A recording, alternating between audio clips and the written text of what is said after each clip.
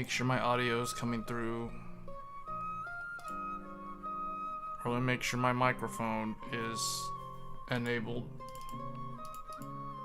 Okay.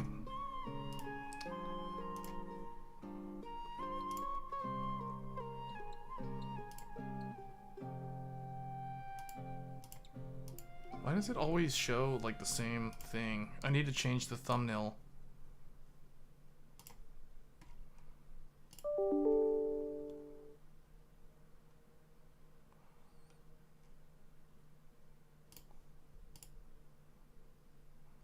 Just put that one up, I guess. Well, move this over here, I guess. Okay, so this stream shouldn't be nearly as long as the previous one.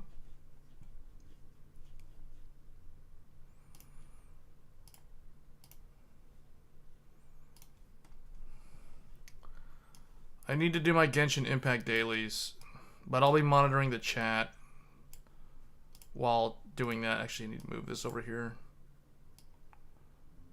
There. I might end up going back to like triple 1440p monitors. Just because I need to get rid of some of this stuff real quick. I need to do my Genshin dailies.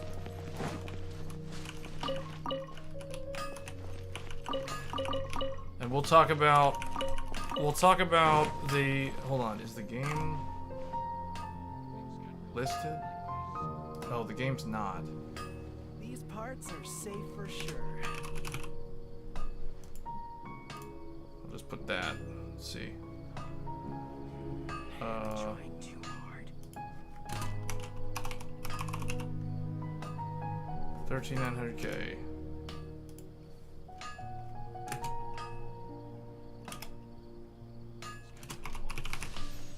Intel Arc. Just put Intel Arc. Intel Gaming. Intel Gamer Days. AMD Gaming. AMD Gameplay. AMD Gaming. Why is that a tag? AMD Gaming. We'll just put AMD Gaming. This stream is about Intel's launch, and I'm live streaming this from an AMD Ryzen 7950X system. I'm not using any Intel hardware this stream. I sound like a big hypocrite right now, but anyway, yeah, we're streaming on Ryzen, but we're gonna talk about Intel's launch and the whole experience. But I guess, hold on, let's get this stuff out of the way. While people come in, while we get the viewers coming into the chat, if you guys are out there, you guys start commenting so I know you're here. I mean, it shows I've got two viewers. Just kind of letting the viewers trickle in here, and then we'll go ahead and get started in the discussion. But this stream's not going to be nearly as long as yesterday's overall, but it kind of goes back to what I was saying yesterday. Remember that I said that none of the reviewers would talk about the differences in the platform? Like, they wouldn't compare Intel. Like, what surprised me was that no one... Hey, Joey. What surprised me when I looked at the reviews was nobody, not a single reviewer, compared... No one talked about Z790, and, like, they didn't even compare it to Z690. Like Alder Lake's platform, and let alone compare it to AMD. So I was very surprised about that. I mean, I guess the reviews were solely focused on just the 13th gen. Like no one seemed to care about the platform, which I found very interesting. Hey guys, hey Nisco. Yeah, I said I was gonna do a stream. I decided let's just do it live and talk about the reviews, and then we'll see. How do I get out of here? We'll see where this goes. I don't expect the stream to be nearly as long as the previous one from yesterday. There isn't really a reason for it to be that long, but you know, I was surprised that nobody talked about the platform. Nope. So here's the thing. When AMD's reviews came out, everyone criticized the price, right? Like, everyone was saying that the platform is too expensive, the DDR5 is too expensive, and all this type of stuff. But, you know, today, I don't think any, as far as now I need to go back and I need to watch more reviews, because literally, as of right now, I've only watched Hardware Unboxed, Gamers Nexus, and I think that was it. I haven't watched anyone else's yet. I need to watch Jay's. I saw his thumbnail and I immediately thought, man, that review is gonna be bad, because he doesn't really, unless he talks about the price. His review is very clickbait bad, just from the thumbnail alone. So I almost just didn't want to watch it based off of that. Do your work. Just like we rehearsed. Grant us your blessing. So, you know, it's kind of annoying when I feel like nobody seems to even talk about cost. No one talked about the fact that Z790 is basically the same amount of money as the AMD platform, but it doesn't give you the same amount of connectivity on the Gen 5 to the CPU. So, you know, no one complained about the price. I mean, I guess, yeah, the i9 is cheaper than the Ryzen 9 at the top end. But, again, no one criticized the platform costs for Intel. I guess it's like, they assume everyone's just gonna buy DDR4 and settle for a subpar motherboard. You know, like, I don't know what that's about. I just find that kind of strange. Jay, you always need to take a bucket as well. Well, I haven't watched Jay's review, but his thumbnail looks so bad. Like, it sounds so misleading. And if he doesn't talk about price or anything like that, then... Because ultimately, I would say, yeah, the AMD platform is slightly more expensive. At the end of the, hold on, let me turn the audio down. It's probably too loud. Turn this down a little bit. There. So...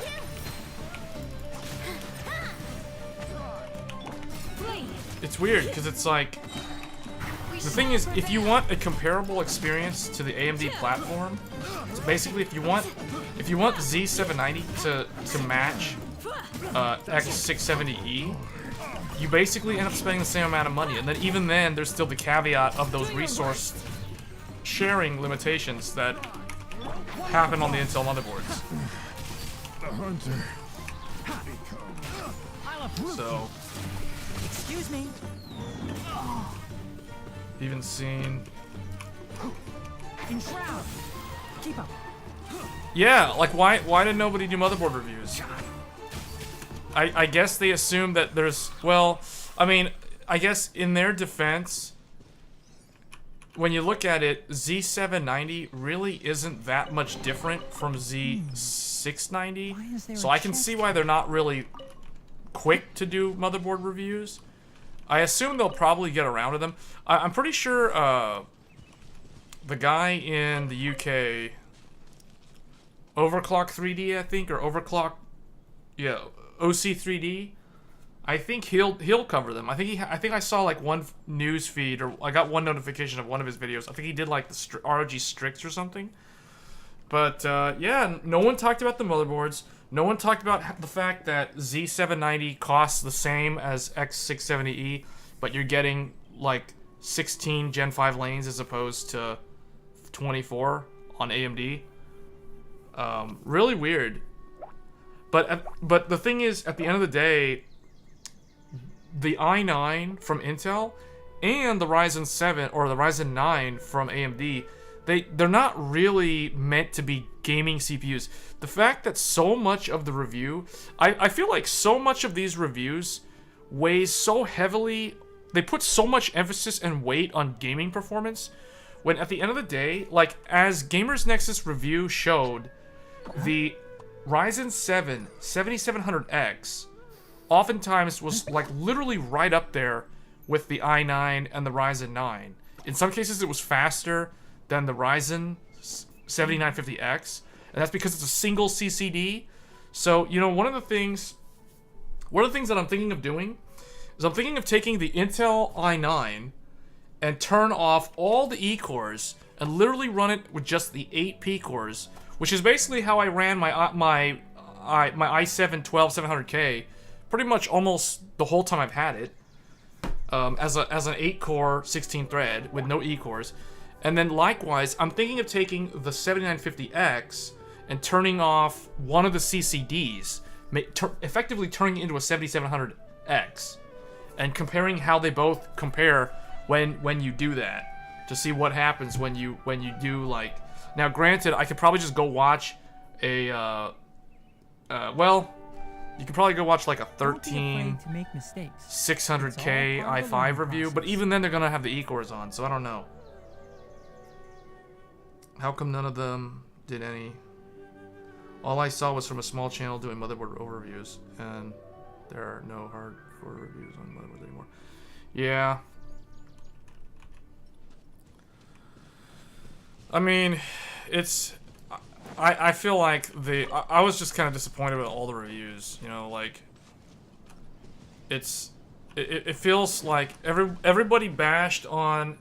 It's almost like the guy who goes first in a competition always ends up having the harder job, right? Because the guy who goes second can capitalize on the shortcomings of the guy who went first. So, for example, AMD went first, so every reviewer was critical of the price of the platform, the fact that you were forced to go DDR5, and everybody harped on the whole like 95C, oh, it's 95C, oh, it's gonna burn down your house.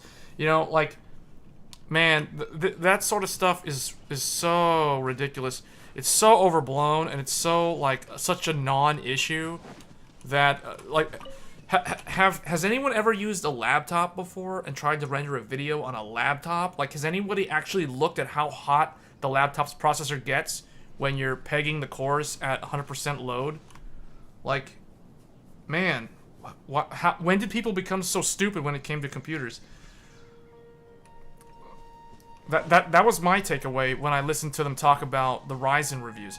And then, like, for the Intel reviews, everybody was harping on the, oh, it wins in gaming, but, you know, no one talked about the platform. No one said how the platform is also just as expensive as Ryzen. And they also, I guess it's because Intel's pricing the i9 less than the Ryzen 9. Huh?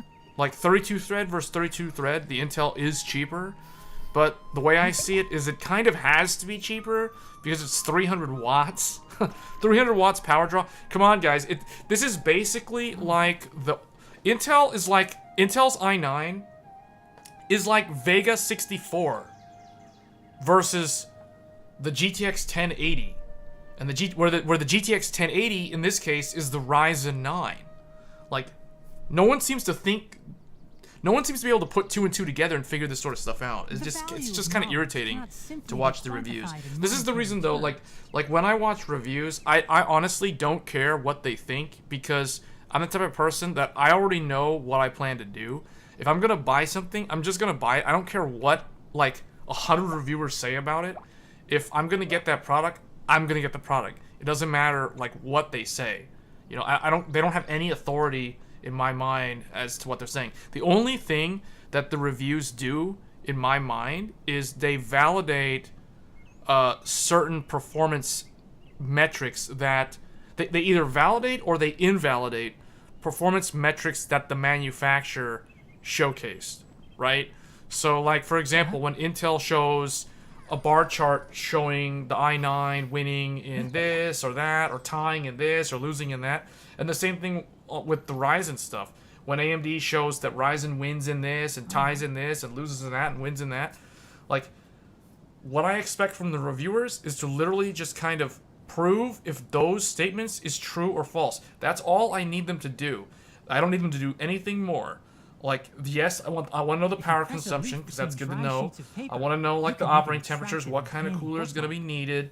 You know, do I need to run this thing in eco mode, or can I undervolt it, or overvolt it, and overclock it, or whatever? You know, that's all good news, and how it performs, that's all good. But I'm not gonna buy a product based off of somebody telling me that something's a waste of silicon, or it shouldn't exist, or you know, company ABC beats company XYZ, therefore you should buy company ABC. I'm not gonna do that. I'm gonna buy something based off of the way I actually perceive it and how I evaluate it. Now, granted, someone who's not as technically inclined, I can see how they can actually make their purchasing decision based off of something that a reviewer says. And that's the reason why there does need to be some level of comprehensive coverage of a product. It's just kind of disappointing that, like you were saying, like Nisko was saying, nobody's doing anything talking about the motherboards. Nobody talked about the platform cost this time around. Why did everybody complain and talk about the platform cost when they were reviewing AMD, but then when they were reviewing Intel, like, they completely forgot about the platform? Like, what are we doing? Is everybody assuming that everybody that's going to buy a 13th gen product already has a Z690 motherboard? Therefore, they're not going to buy a motherboard? Like, is that how it works? When I was in Micro Center today, I was waiting in line. There was a guy behind me that he was there to buy the 13th gen i9, and I asked him, what is he upgrading from? And he told me he's upgrading from a 6000 series Intel chip. So I told him, okay, so that's Skylake. That's from like 2015. It was a 6700K. And he was like, yeah, that's what I got. And I'm like, okay, so this will be a big upgrade. But you know, I don't know what he I don't know what his cooler was. I don't know if he even knows that he is gonna need a different mounting socket. Because when he was there, the only thing he ended up buying was the CPU, which means he either lied to me and he already has a Z690 motherboard, or he ordered the motherboard separately from Newegg or something. You know, all kind of weird stuff like that. And, you know, I kind of told him, you know, yeah, I'm here to get 13th gen. So he became, like, real friendly all of a sudden, thinking that, oh, I'm an Intel guy too. But I kind of let it slip. I let him know, like, oh, yeah, I was here, like, 3 weeks ago when the Ryzen stuff came out to get the Ryzen 7000 series. And then as soon as I said that, I could already tell, like, he all of a sudden felt a little bit more, like, cold toward me. You know, like, all of a sudden it's like, oh, this guy has Ryzen, like, what? You know, people have their brand loyalties, but, man, I was surprised, like, what is up with people these days when it comes to brand loyalty? It's like everybody has their team, and it's like, I don't know, it's weird. It's like, I kid you not, it was the weirdest experience. I gotta move the chat over here so I can actually see you guys. I keep looking over there to see the chat on my other monitor. Don't be afraid. But to make yeah, mistakes. like, he was telling me, you know, he has like an Intel 6000 something, he said. So I assume, okay, that's Skylake. I didn't ask him what cooler he had. And here's the other thing too, like, I remember him kind of like grudgingly say, I like Intel. He was like, I like Intel, you know. Like, when I mentioned how I picked up the 7950X like 3 weeks ago at the same store, you know, on the launch day for that, and he was like, oh, I like Intel. So, I mean, you know, because I even said, like, I told him, like, I looked at the motherboards, because I asked him, like, what motherboard are you gonna get? And he didn't even get a motherboard, so he's like, I don't know. But when I heard him talk to the sales guy, he didn't get a motherboard. He only bought the CPU. So which means he kind of lied to me, and he already has a Z690 motherboard. Or he ordered one off of Newegg for whatever reason, and doesn't get the benefit of the $20 off from Micro Center. So I don't know. It was weird. Anyway, you know, it's one of those things where I was telling him, you know, like, I told him at the time, I was like, I'm not sure if I want to get a Z790 motherboard. I said, because it's like, I did the lane comparison with the Ryzen 7000 and the new Intel stuff, and I told him the Ryzen one actually has 24 lanes of Gen 5, and they go directly to the CPU. The Intel one only has 16, so it's like, you can't actually do Gen 5. You can't actually do a CPU wired M.2 that does Gen 5 or even Gen 4. Well, you can do a Gen 4, but you can't do a Gen 5 to the Intel CPU on this generation. I told him, and he was like, I like Intel, you know, whatever, you know, like, I'm not trying to, you know, make him look bad or anything. I'm just saying, like, people need to be a little bit more open-minded when it comes to this tribalistic, closed-off brand, like, blind brand loyalty is just ridiculous. It's so weird to experience it out in public like that. Intel's nice. I have 5 Intel CPU. Those people, I stopped talking.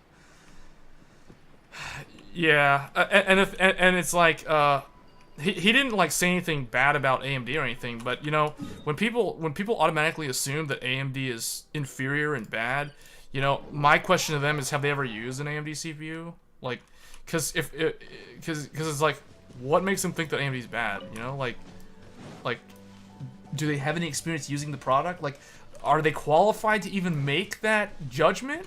See, that's my take on it. Z690 PCI Gen 5 is a meme. Ryan Shrout had to get a Samsung. This is the prototype to show off Gen 5. No. That's not what we're talking about. We're talking about the fact that, so on the Z790 boards, I don't know about the Z690 boards, but on the Z790 boards, if you want to run a Gen 5 M.2 drive. Now here's the thing, you don't even have to run it at Gen 5. Let's say I released a video today talking about how to build the Intel PC on a Z790 board. And I specifically say in that video that I will purposely not use the top M.2 slot. Even though my SSD is only a Gen 3 SSD, it's a Samsung, it's in the video, it's a Samsung Evo 970. It's a Gen 3 SSD. I'm not going to put it in the top slot that goes straight to the CPU, which is capable of doing Gen 5, because it doesn't matter if the SSD is Gen 5, Gen 3, Gen 4. As soon as I plug it into that slot, my graphics card is going to run at 8 lanes, at X8. Automatically. Doesn't matter what speed the M.2 is. And I refuse to do that, you know? Like, that is the biggest drawback of the Intel platform, of this brand new Z790 platform. And, you know, it's not a big deal, but it is something to be aware of. PCI Gen 5 NVMe will be wonky the first couple months. Yeah, but this isn't even about PCI Gen 5 SSD, guys. I'm saying that as soon as you plug something into that M.2 slot that goes straight to the CPU, even if it's Gen 3, your graphics card will run at X8. Like, automatically. The PLX chip will down-regulate it to X8. So, I mean, that's the reality of it. Like, that's the thing I pointed out in the video. I did a whole, like, live stream talking about that yesterday. We talked about it, like, at 3 points within the stream. Because, and none of the reviewers talked about that. None of the reviewers, people like Jay, or I haven't watched Jay's review. We're probably going to watch it live on the stream. But saying that, I think he has a thumbnail or something that says, or somebody has a thumbnail saying, Intel 13th Gen makes AMD look like bad value. He has no idea what he's talking about. Does making your graphics card run at X8, if you want to run an M.2 to your CPU, make the opponent, like the competing platform, which doesn't actually have that limitation, look like bad value when the motherboards cost the same amount of money? Paper, you can make an I mean, come on, guys. Like, that's just a fail of a review right there. That's just failure to evaluate the product. I haven't watched it, but his thumbnail looks so bad. Like, unless he changed it, but it's something about like Intel 13th Gen makes AMD Ryzen look like bad value. Huh. Okay. Sure, Jay. He just makes himself look like a noob when it comes to people that actually know technology. And it could just be an oversight on his part, right? Just maybe he didn't have enough time to evaluate the motherboards or the platform, and he might do that in a future video. But to say that it looks like, it makes Ryzen look like bad value, I don't think so. No way. if you're pegging the i9 at 100 Celsius all the time and it throttles, whereas the Ryzen at 95C doesn't actually throttle because that's by design. I don't know if that's bad value. Like, I think that's not a valid point of contention right there. So, yeah, I don't know. The reviews are pretty much trash. I bought it not because of the reviewers. I already knew I was gonna get it. It's just one of those deals where, and the thing is, it's not my main rig. I'm gonna do videos on it, but the computer that I'm streaming on right now is the Ryzen 7950X. All I want is you comparing. Okay. I can probably do that. I gotta see if I have CSGO. I haven't played Counter-Strike. Like, I used to play Counter-Strike back in the day, but that was like, what was it, 1.6 Source or something? I forgot what the version of it was that I used to play. But I don't even know if I have CSGO. I have to look. If I do, I don't have it installed and I haven't played it in years. Mainstream reviewers don't focus on... They don't have to focus on a ton of motherboards. The thing is, this applies to every single motherboard. It's all the motherboards. Every single one of them. You don't even have to cover more than one to get that point across. All of them have the same limitation. Doesn't matter what brand. We looked at all of them yesterday, and all of them have the same layout. Linus literally stopped reviewing motherboards and you... No, they don't have to, I'm not saying they need to review the motherboard. They need to talk about the platform. Because the CPU is accompanied by a platform. It's not just the CPU. Think of it like this. Would you buy a CPU that only allowed you to connect one USB peripheral? Versus one that allows you to connect 12 or something? Like, that's what I'm saying. You gotta talk about the platform. You can't just talk about the CPU. The platform is part of the specs. Like, if I'm buying a car, I want to know if is it a 6-speed automatic? Is it an 8-speed automatic? You know, what comes with the engine? Not just the engine and the horsepower. See? Like, is it an all-wheel drive? Is it a rear-wheel drive? Like, these are the sort of things. I mean, none of those guys talked about any of that stuff. All they do is show a bunch of gaming benchmarks, which don't really matter, because neither one of those CPUs really matter for gaming. They're just Halo tier products that some average Joe, some kid who wants to build a PC to play League of Legends of all things, thinking that who has dreams of competing in worlds, but when in reality will never end up doing that, and they just want to play as some filthy casual, but they go and they look at like some review and it's like, oh, 13th gen makes AMD look like bad value. You know, so they're gonna immediately just say, "Oh, I'll just get Intel." You know, see, these are the sort of things, like, it doesn't paint the whole picture, and it just perpetuates this sort of like misinformation. Positions. Yeah, just like we rehearsed. All eyes on me. But yeah, I'll be doing my own comparisons. We're gonna do productivity. We're gonna focus more on productivity. I won't focus so much on gaming performance. When I evaluate CPUs, especially CPUs like the i9, I don't really care about how it does in gaming. It just has to be good enough in gaming for me. The productivity is where it matters. If I was gonna look for a gaming build, I would compare the Ryzen 7 7700X to either the i5 or the i7. Probably i7, because I think that one's more similar in price. But I don't even really know what the price is on those SKUs. I haven't even looked at them.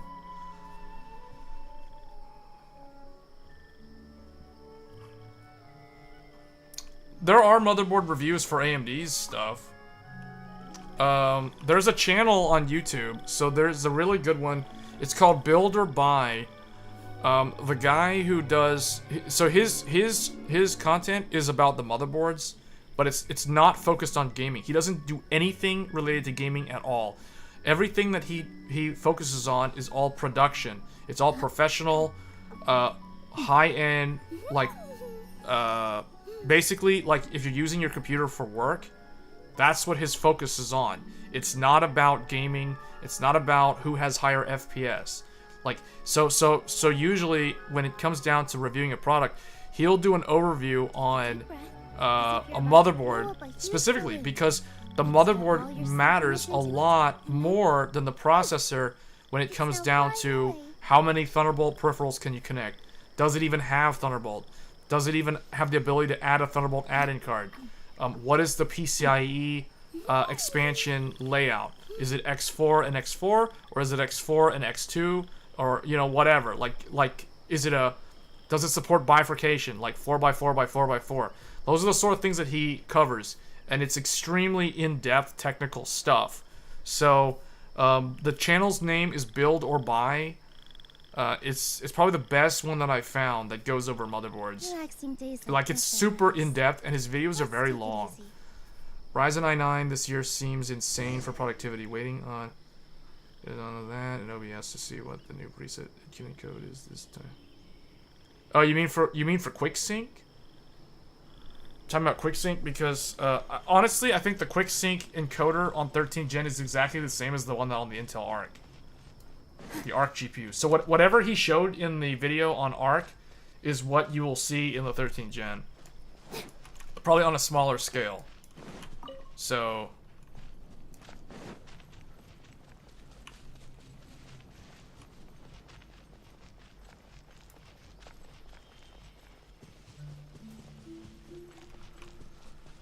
oh, you mean just straight X264? I mean, I think it's going to be comparable to what I'm using right now to stream. I'm streaming on the Ryzen 16 core. So I have 32 threads to stream. The Intel one is also going to stream for 32 threads, right? Wait, what? Stop, what? Hold up, I need to find... Where is the thing that you do? Oh, it's like up here. Did you just say build or buy? Yeah, build or buy. That's the channel. That's the channel. No, people are saying like no one covers motherboards. That channel covers motherboards. And he's a small channel like me. I think his channel's a little bit bigger than mine. I think he's got like 8,000 something subs.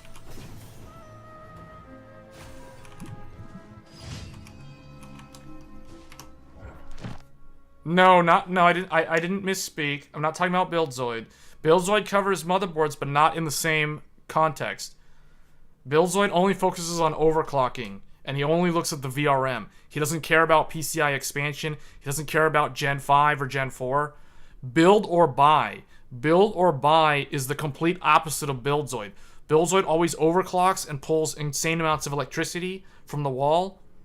Build or buy is basically everything that BuildZoid doesn't cover is what build or buy covers. He doesn't overclock. It's all about stability. Does it support ECC RAM? Can I get you know, like a quad card for RAID installed in the PCI X16 slot? Does it support bifurcation in the BIOS? Does it support PCIe tunneling?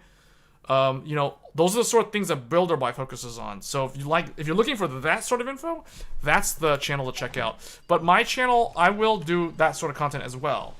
But I don't focus too much on like professional productivity applications the way Build or Buy does. I'm more like a generalist. Like I'll tell you guys like what we've done on the live stream so far. Like I'll tell you what the lane allocation is set up for. I'll tell you what the pros and cons of the Tai Chi is versus the Master or the Hero or the Ace, for example, or the Strix. That's what my content will focus on when it comes to talking about motherboards. Evaluating them on use case. Where he takes it a step further and he's all about like, you already know your use case, therefore which one should you buy?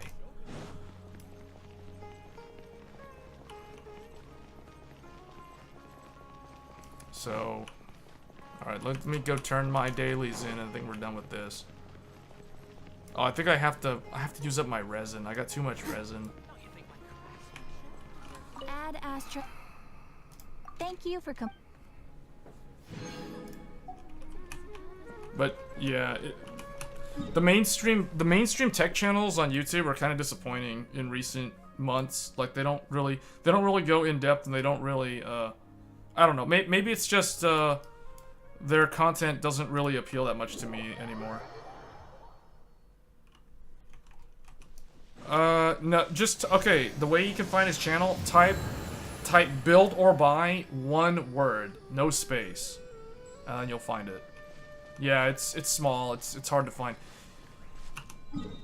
I mean, I think my channel's kind of hard to find too, like, cause gaming is so broad, and tech reviews is so broad, so,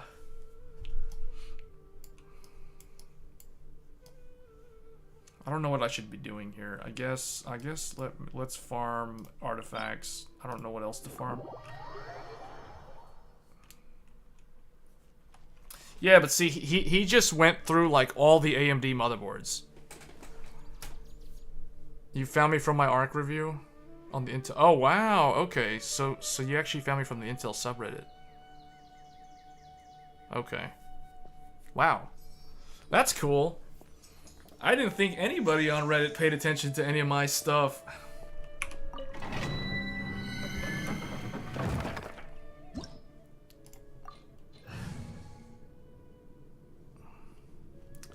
Well, hold on. Let me just do. We're gonna do some of these runs real quick, and then we'll talk about the reviews. Then we'll actually start looking at the reviews. I'm gonna do like Asmongold. I'm gonna like react to the reviewers. And see how that works. You're doing your own video on it, so I wanted to do some research. Oh, so you've already got the ARC GPU?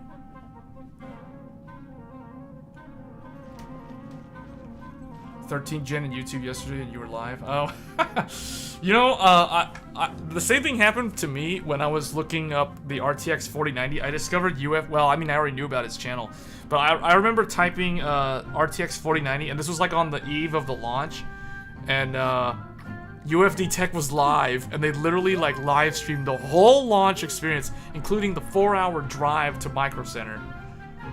Please no Asmongold. If you pause. No, I'm not gonna pause the video. Well, we'll see. If it has to be paused, it has to be paused, because it's like.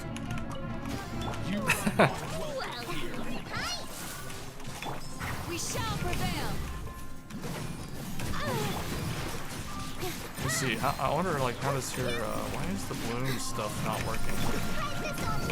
Okay, that's working. That's a lot of damage. Now testing my patience. I hear everything. This dance is for you. This game has style. This game is like such a simple game, but it's a good quality game. Like, you know. Do your worst. I got frozen there. That's pretty funny. Except they're all gonna end up dying at the same time. Let's nip that in the butt. He makes 30-minute videos to be 2 hours long. Yeah, I don't really watch a lot of his videos either.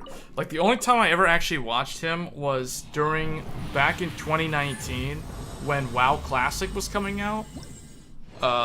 That's the only time I ever paid attention to him, because I actually went and played WoW Classic when it came back. Because I used to play vanilla WoW back in the day. In fact, my very first PC build was for World of Warcraft, crazily enough. You are not welcome here. Like, if you want to talk about, like, your first PC build, my first PC build was a Socket 939 AMD motherboard. I think I said it on a previous stream. Why am I...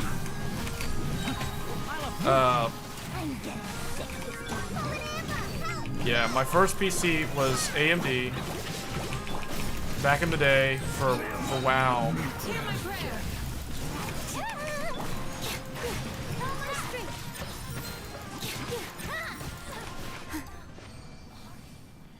So it was an EVGA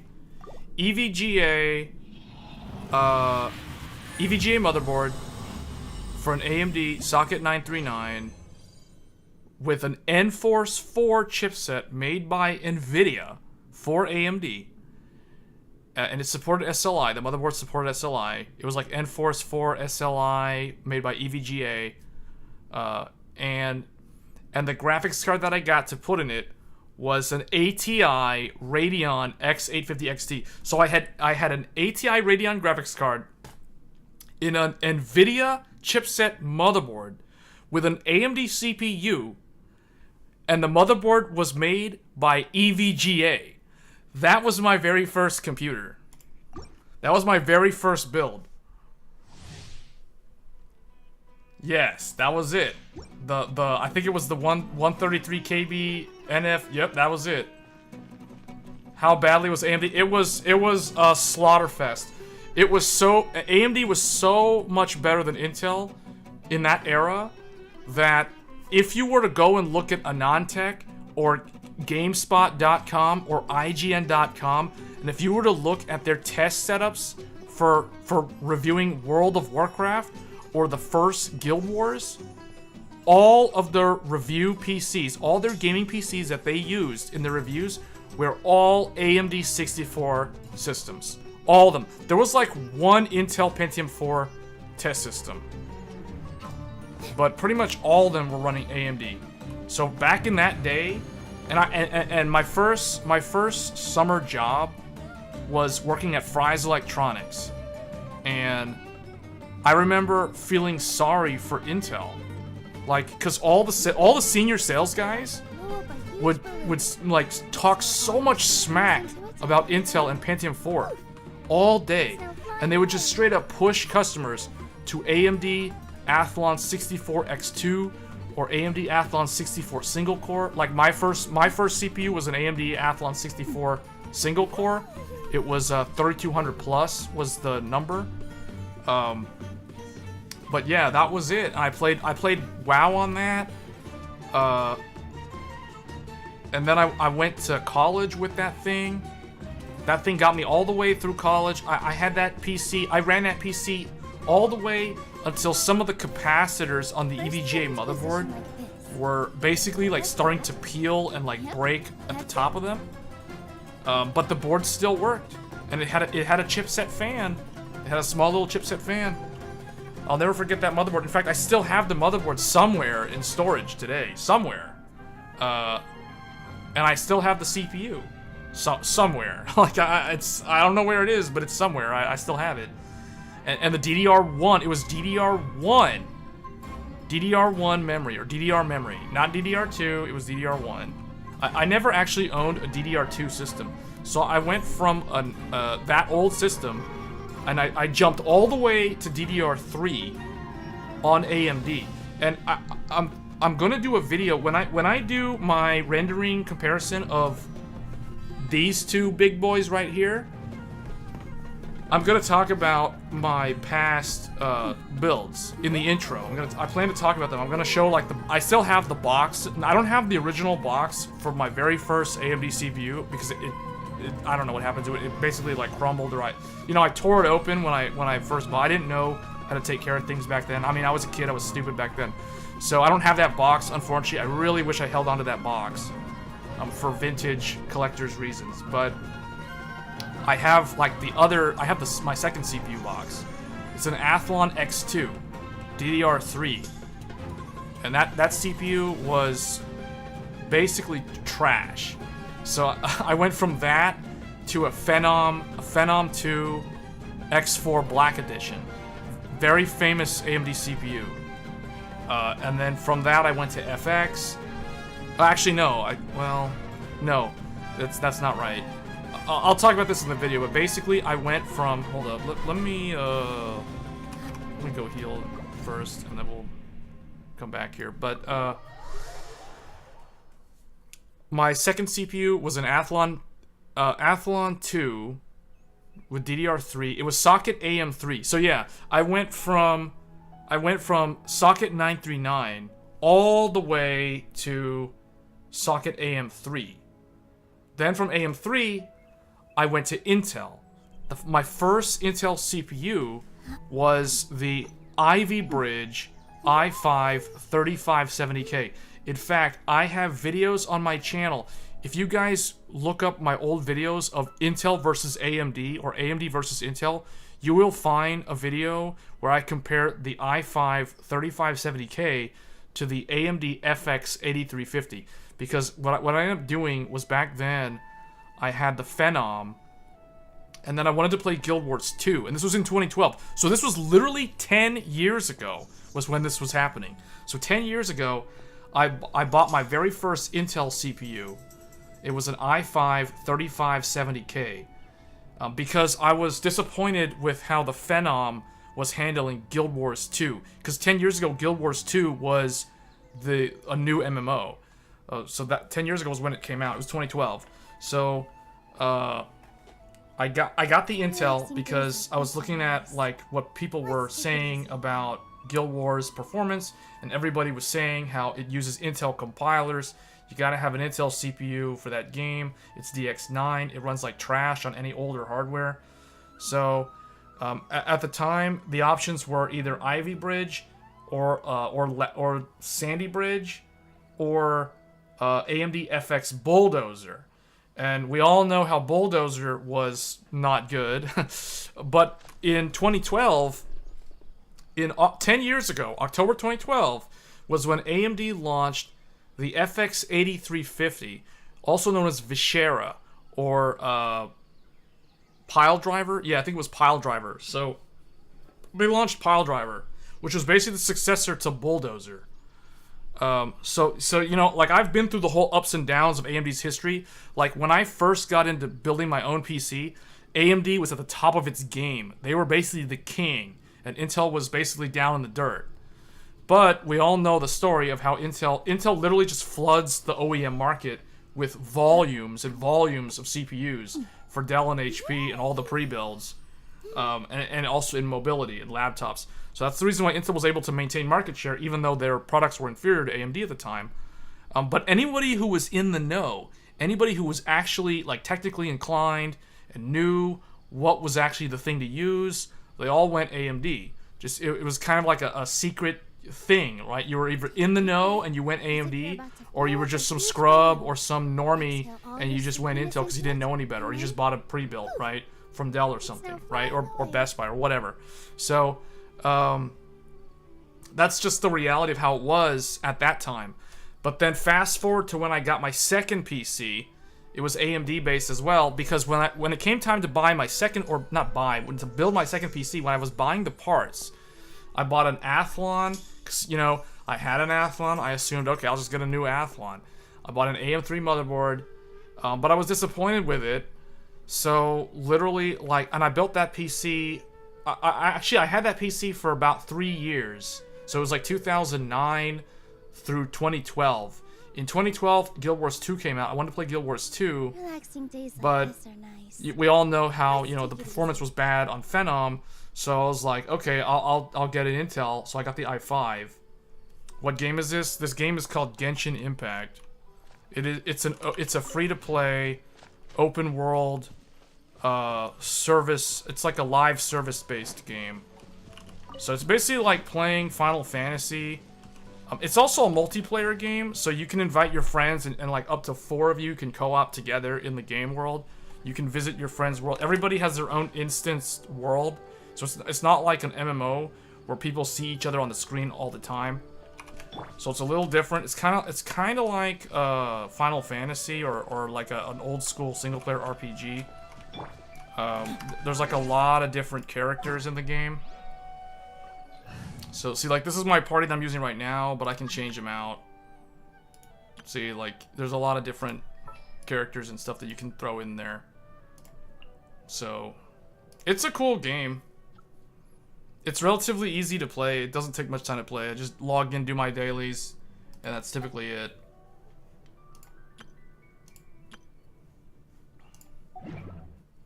Don't forget they pay under the table. Yeah, I know all about that too, Nisko. I know about the legal battles during that time. That's how Intel managed to maintain their lead while their products weren't that good.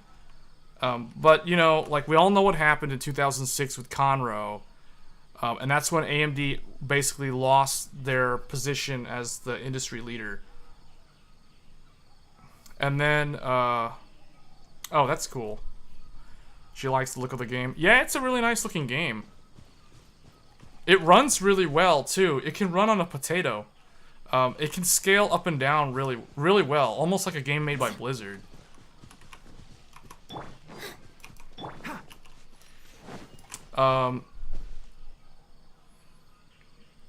But, you know, when I built my second PC, things were different.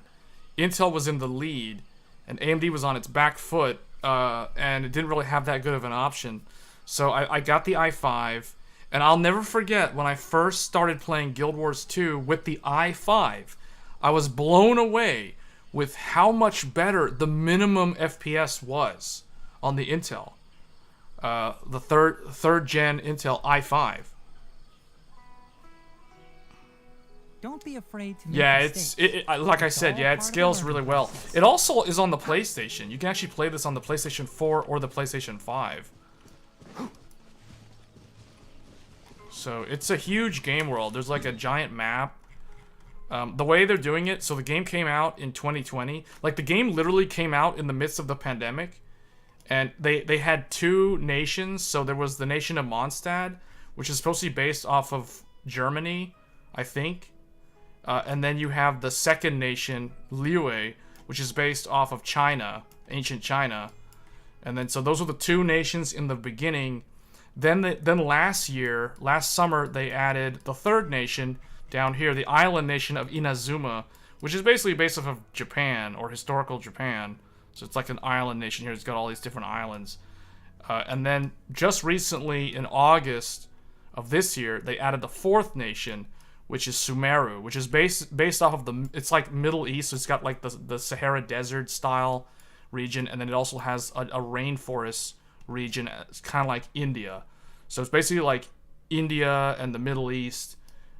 It's heavily inspired by that. But I definitely recommend the music. Like, the music in this game is so good. If you like classical music, type in, like, whenever you guys have time, type in Genshin Impact OST into YouTube, or Genshin Impact Liyue theme, or Shimmering Island. The music is so Disney in some of the style, but it's so good. Like, it's so good at hitting the regional differences because the way they do it is because it's so heavily influenced by different nations. The music of the game changes as you traverse through these different nations. So it's really, really good. And when the Fire Nation attack. Oh, well, yeah. So next year we're gonna get the fifth nation, which is called Fontaine, which I think is gonna be somewhere up here in this region, where it's kind of blacked out here. You can't really see it. It's north of where we are now, and that region is gonna be based off of France and Italy, as far as I know. And then in 2024, we should get the the sixth nation, which is called Natlan, over to the west. And I don't know what that one's going to be like. It's like volcanic ash and stuff. I'm not sure what that one's going to be. And then the final nation in 2025 will be Snezhnaya, which is going to be based off of Russia. So it's going to be like really cold. It's going to be far in the north, and it's going to be cold and snowy and stuff. So yeah, it's a pretty cool game. It's a free-to-play game. Like, it doesn't cost anything to play the game. So it's but it's got literally a lot of people playing it though. Like, if you want to talk about the top 10 most popular or most played games in the world on a global scale, this game, League of Legends, Counter-Strike, CS:GO, Dota 2, and Fortnite are 5 of them, and I don't know what the other ones are. The other ones are probably some other mobile games that I don't keep track of. But this is considered a mobile game because it can be played on smartphones. But obviously the PC has the best experience overall. But yeah, as I was saying about my history with PC, so it's like my first PC was that old AMD PC. The second one was an AMD PC, which I had for like 3 years. It was a Phenom 2. Then I got the Intel, my very first Intel, 10 years ago. It was an i5. And I'll never forget how much better Guild Wars 2 played on Intel. So I was actually convinced, if you want to do gaming, you gotta go Intel. I fell into that crowd, but in my mind, I always thought, AMD was always good. So it's one of those deals where I still wondered, like, what does AMD have now, right? Like, why is everybody going Intel? Why is everybody telling me to build an Intel computer? So I looked at what they had, and it was the Vishera FX8350. So I ended up building that. And that was the first time where I actually I had 2 PCs, right? So you guys noticed today, people were probably wondering, why are you building an Intel i9 system when you just built an expensive AMD Ryzen 9 PC? Well, I've always operated on dual PCs. Like, I mean, I've always had like a backup, a primary and a backup. So now the way it's set up is my AMD one is basically the primary. This new Intel one is the backup. So, but I've been doing that for like 10 years. So I had the i5 Intel, and then I built the FX8350 system, and having both brands has given me a unique perspective on evaluating the qualities of both. So I feel like when people are so one-sided, like AMD's the best, Intel's trash, or Intel's the best, AMD's trash, you know, like I see that as so petty, or I feel like they see that viewpoint seems so short-sighted, and it doesn't really see the full picture. So, but yeah, I mean, I can see the shortcomings of Intel and AMD. I can see the advantages of one over the other. In terms of like my older computers, though, the FX8350 was not as good as Intel in gaming, obviously, but in rendering, it was actually better for the money because AMD had nothing that was priced above an i5, so it wasn't really fair to compare an FX8350 to an i7, and that's why I never did that back in my older YouTube videos. So at one point in 2013, I think it was 2013, maybe it was 2014, I did upgrade to Haswell, so the 4770K. So the i7 4770K was my first i7, and then I did that just so I would have an 8-thread CPU from Intel as opposed to a 4-thread Intel, because I already had an 8-thread AMD. I had the 8350. So that became my primary. AMD was always kind of the secondary computer. I sold off the i5, so I don't have that one anymore. The value of knowledge cannot simply be quantified in monetary terms. I had the i7 and the FX8350 for the longest time. Basically, until Ryzen 1st Gen, I was running the i7 as my main rig. The 8350 was the rig that I would do a lot of like overclocking and weird experimentation with. And then eventually, in fact, the memory I had on my AMD system was actually faster than my Intel system. My Intel system was running DDR3 1600 megahertz across 4 DIMMs for a total of 16 gigabytes. So there were 4 gig DIMMs of DDR3. And then the AMD one had the two DIMMs of 8 gig DIMMs. So it was 16 gigs total across 2 DIMMs, and that memory was running at 1866. And that was actually AMD Radeon branded memory. And it actually had something called AMP. I don't know if anybody remembers what AMP is, but AMP stood for AMD Memory Profile, and it was AMD's initial attempt to have something equivalent to XMP. So this whole thing with Expo for Ryzen, it's literally them bringing back AMP. I don't know why they didn't just call it AMP and just bring back that acronym, because I think that made more sense than Expo. Like AMP. It sounds better from a marketing standpoint. You want to amp up your system? Get AMP RAM, right? Like, I think that would have been better than what they're doing with Expo. Windows Update. Yes. Yeah, I saw that pop up. You guys couldn't see it because my camera, where I am on the stream, is where the pop up is, so you guys didn't see that. But I saw that, I glanced over and like, oh boy, this better not restart my PC like while I'm in the middle of a stream. That'll be really weird. Windows. Oh boy. Yeah, Windows. And I think I was on Windows XP until my first... I think I was on XP until my first Intel i5 PC. Then I went to Windows 7. And then I was on Windows 7 until sometime between Ryzen first gen. While I had my i7, I upgraded to Windows 10. But it wasn't the first year of release. I think it was 2016. Yeah, I think I went to Windows 10 in 2016. Then Ryzen came out in 2017. Because I know I covered that because I actually did a review video on the first gen Ryzen.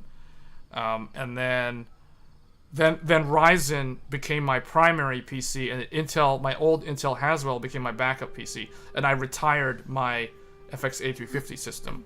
And you know, that's now kind of a storage PC. It's like there's nothing there anymore. So I've always had like two PCs, right? So I had Ryzen, I had the Ryzen 7 1800X, which is actually the CPU that is in this box. So people were probably noticing, like, why is there a CPU in this box if I'm using it?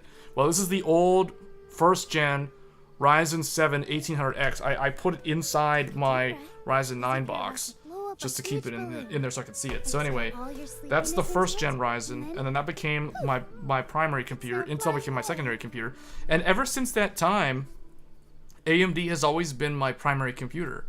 So I went to Zen 2 in 2019, and I got the X570 board, and then I did the drop-in socket upgrade in 2020 to the 5800X. And then last year, I finally upgraded the Intel system to Alder Lake because I had literally had the i7 from 2013 all the way to the end of 2021. I never bothered to upgrade the Intel system because I didn't really think that Skylake was worth upgrading to over Haswell. Like, it wasn't that much better. It wasn't until 12th gen Intel where it was like, okay, they finally made something that has enticed me. And honestly, it wasn't so much the performance. Yes, the performance is there, but it was the fact that it was this new hybrid architecture. The fact that they go with these P cores and these E cores.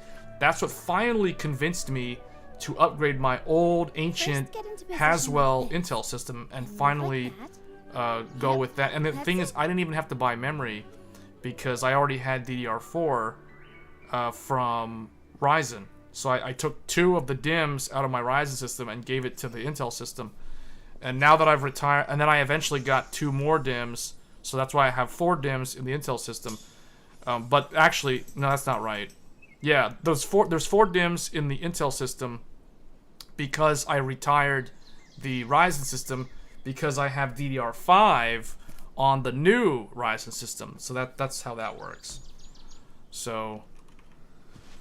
But that's all different today because now I have DDR5 on the new Intel 13th gen. So it's like, now what I'll do with the DDR4 is that's going to be delegated to, or relegated rather, to being a test bench setup for either the Ryzen 5800X, which is my current test system. That's the one that the Intel Arc is installed in.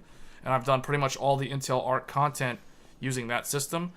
Or I can now because I have this 13th gen, I can actually use my old Alder Lake 12700K as the test bench system. I can use that instead of the old Ryzen system. So, or I could test both, right? But that's just more work.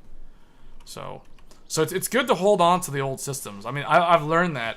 Like if you wanna produce content for YouTube and you wanna be in this space doing tech videos, it does help to hold on to your older systems, because like as much as I want to test things with my new Ryzen PC or my new Intel PC, I really can't afford to do that because these are the systems that I use for work. These are the systems that I use for production.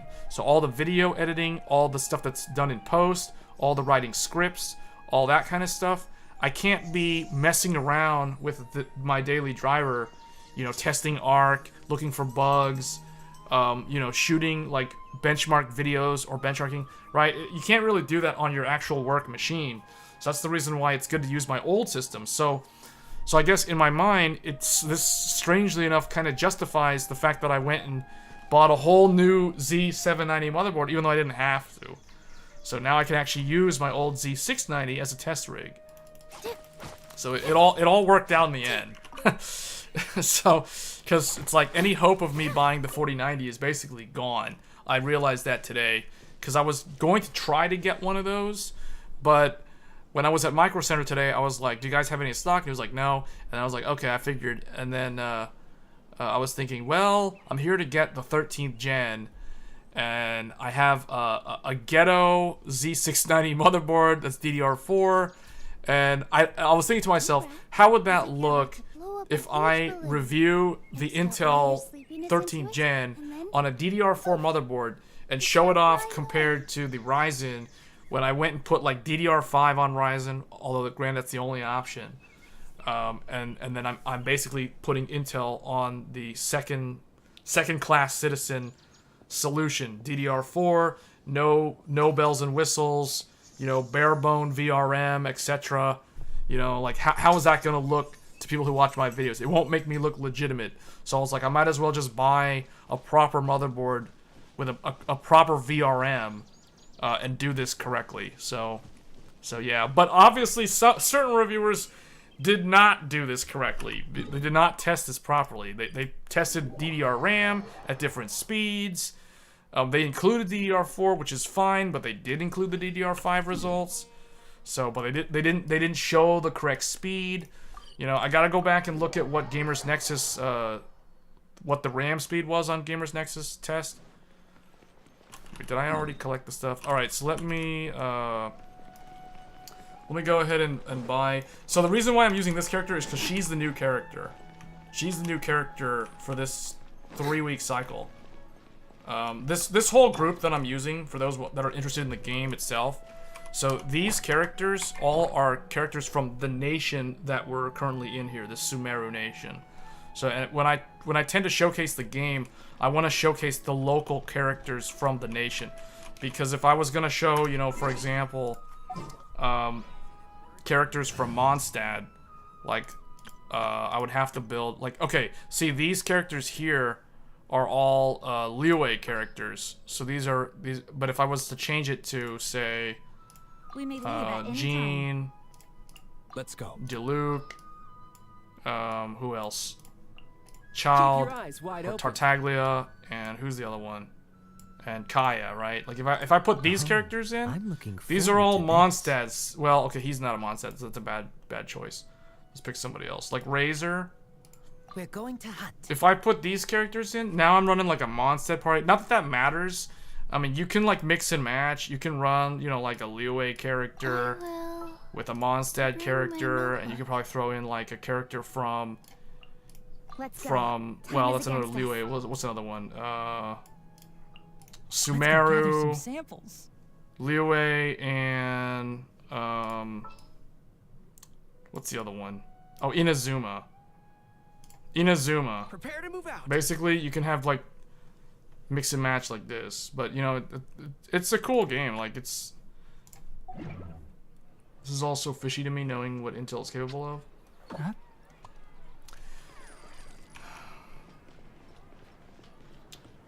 Yeah, but the thing is, Intel's not all bad though.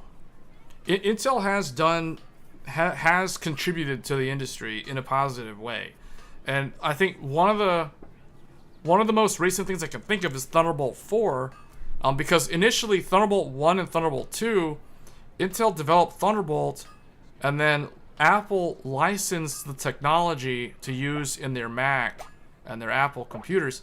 So basically, Intel said yes. So for the longest time, Thunderbolt was mostly an Apple exclusive thing, at least the first generation and second generation. Then Intel started bringing it out to Windows via their own systems, right? So Intel-based systems. The value of knowledge cannot But you got to simply remember, be during that quantified in time, monetary terms. AMD wasn't really competing because they didn't have Ryzen yet.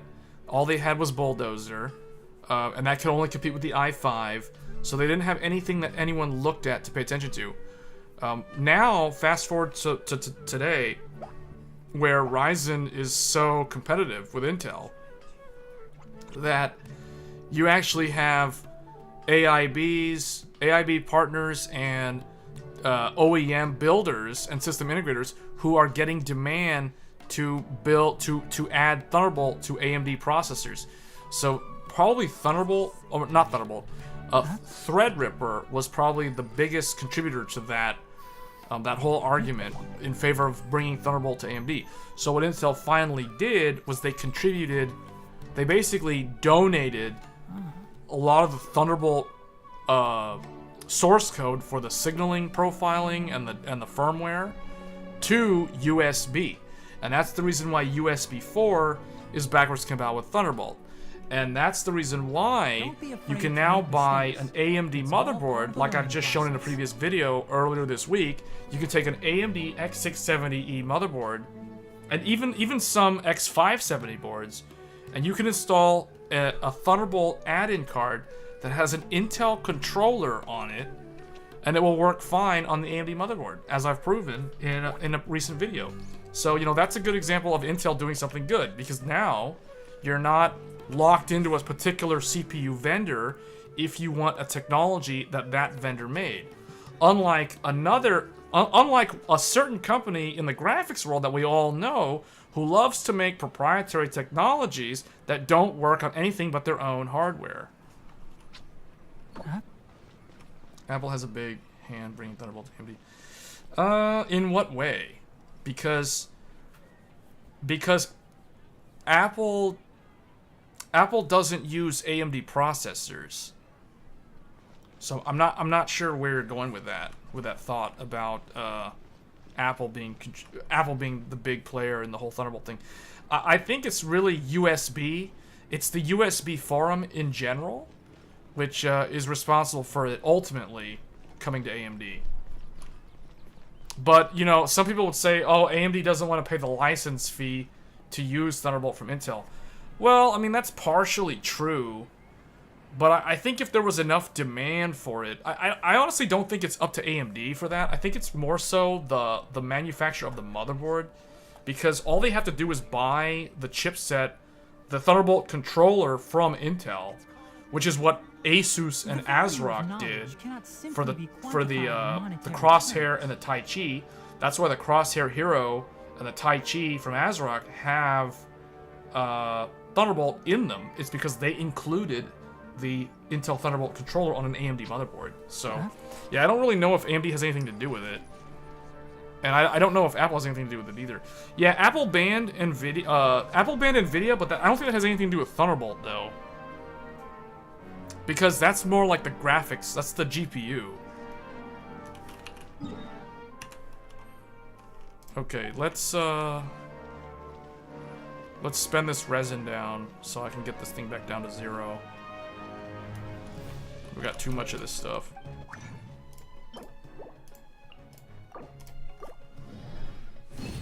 Apple banning NVIDIA and going to AMD support was the main giveaway. Well, I do, yeah. And here's the thing too, right? Like, everybody likes to harp on NVIDIA's drivers are so good, AMD's drivers are so bad. That is, to me, every time I hear that, I just think that is a sign of that person who says that is suffering from cognitive dissonance. There may be they might have had a bad experience with AMD in the past, but that doesn't mean that they can't have a bad experience with NVIDIA, right? Like, no company's perfect. But what I find interesting is people will praise Apple and Apple's products so much, and at the same time, if they have a Windows PC, they'll say how they have an NVIDIA GPU, and they'll be using like an Apple iPhone, an Apple iPad, or heck, they might even have an Apple Pro, like an iMac Pro or a what do you call it? Isn't it the Apple Pro? Basically, the desktop that costs like $5,000 from Apple. Like, thing is, do they realize that all of Apple's high-end desktops have AMD Radeon graphics in them?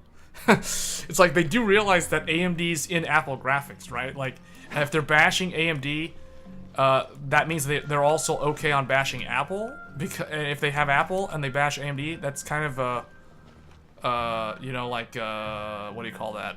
Not a paradox. What is that? It's like an oxymoron or something. It's like something weird. It's like, I forget what the word is. I can't think of the word right now. But it's like if you bash AMD but you love Apple products and you have an Apple desktop but you think AMD has bad drivers, you do realize that you have an AMD GPU in your Apple computer. right? Like, those are the sort of things. But I think we're probably talking about different demographics here, because I think people who love Nvidia don't necessarily love Apple.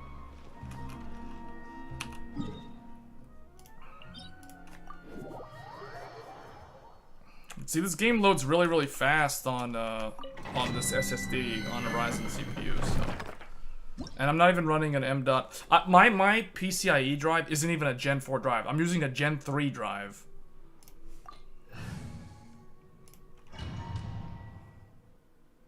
So, you know, I don't know. We're gonna look at the reviews. I just gotta burn through my Ryzen, and then we're gonna start taking a look at these reviews to see what they say about 13th gen.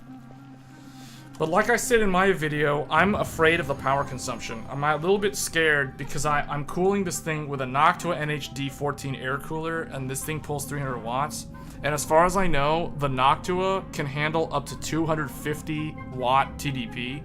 Anything above 250 is where it's gonna have problems. So I expect I'm gonna be thermal throttling, and I'll have to figure out how to enable an eco mode on the Intel 13th gen.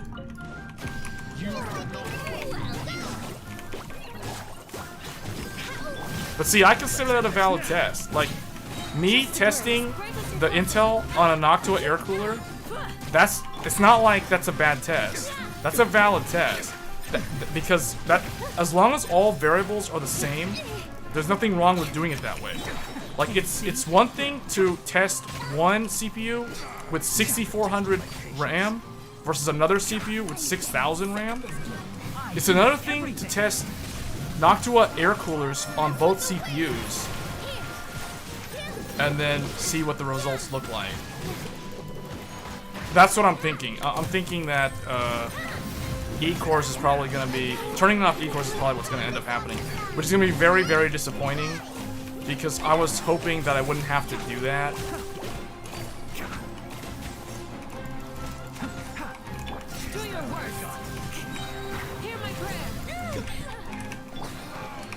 Let's nip that in the butt. We took a lot of damage from this. I don't have a healer in this party. I just realized that all my characters in this party are either support or DPS. There's no actual healers.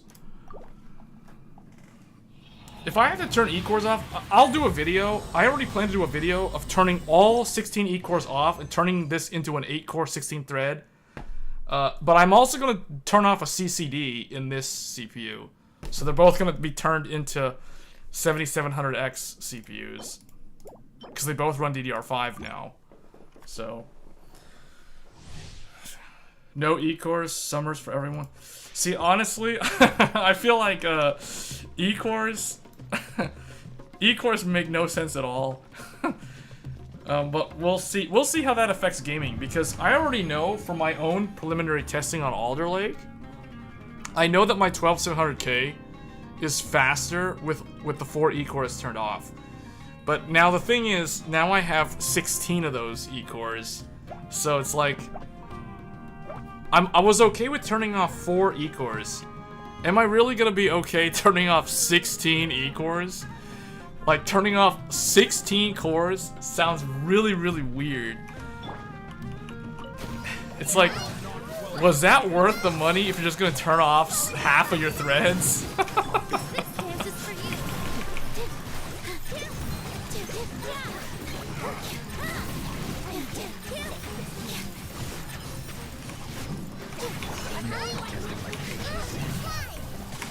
One with the forest. I'll uproot you. Yield. Grant us your blessing. Just like we all eyes on me.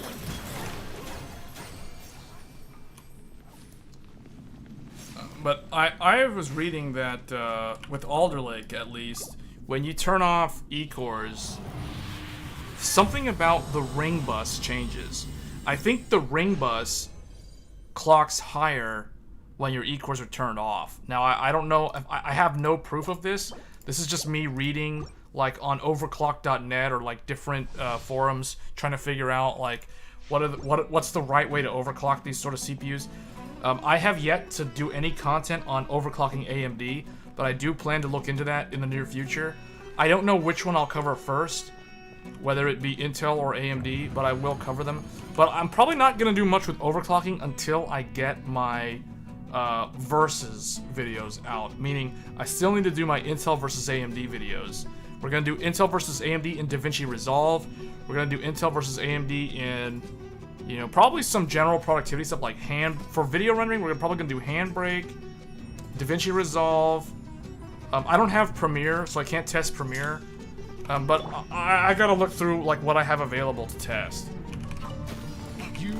But it's mostly going to be productivity. I will do some games, but I don't know if I'm going to focus too heavily on games because I don't want to I don't want people buying the i9 and the Ryzen 9 for gaming purposes. I really don't think that these CPUs are the right CPU for gaming. Like, unless you're literally going to run a single PC streaming machine, like in my case, like if you're doing what I'm doing and you're gonna play games, then it makes sense. But you know, a lot of people will give the excuse of, oh, they're gonna do streaming.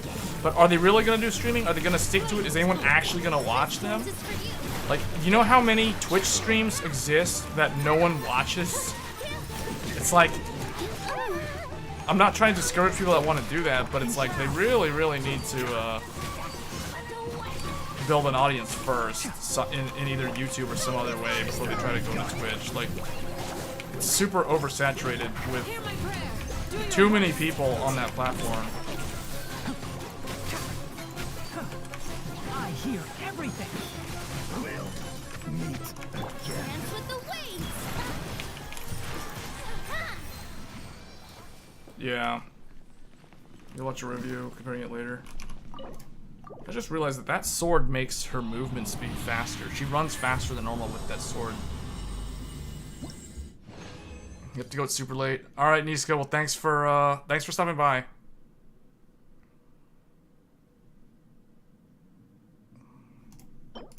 Okay, let's look at the reviews. You do one thing here. I think that's enough farming for this. Let's go heal, and then spend some resin down, and then we're gonna go and check these reviews, and that's probably gonna be it for this stream.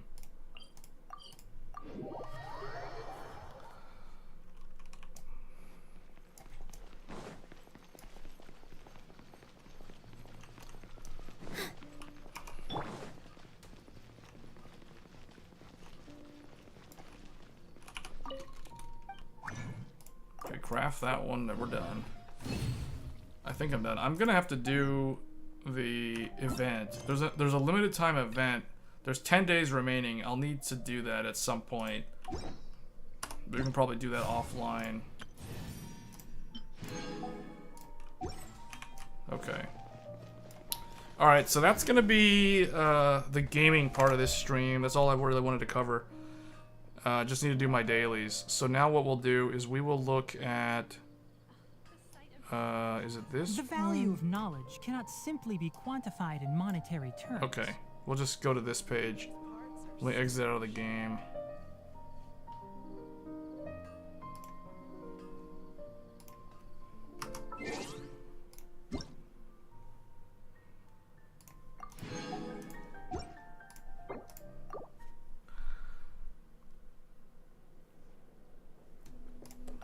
Okay, so what I want to do now is I want to look at these reviews. We'll probably look at... What's going on here? Okay.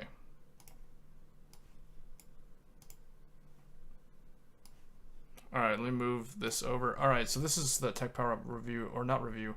So let's look at, let's just look through some of these written reviews. So let's look at Tech Power Up's review of the i9, because I didn't actually read it. The Raptors are here. We're reviewing the 13th gen, which leads the company's new 13th gen Core Raptor Lake desktop processor series. Okay. In this review, it doubles down on the hybrid architecture, which dealt a blow to AMD's leadership in the segment with a 12th gen Alder Lake.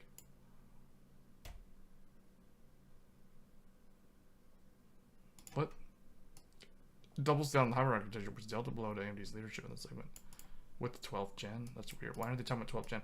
Okay, anyway, the idea behind hybrid is not to chase down AMD's lead, as Intel did with the 8th through 11th gen, but to place two distinct kinds of CPU cores with different performance and power bands. The larger performance cores handle the most demanding workloads, and Intel calculates that 8 of these... Does everybody see this? Okay, move this over.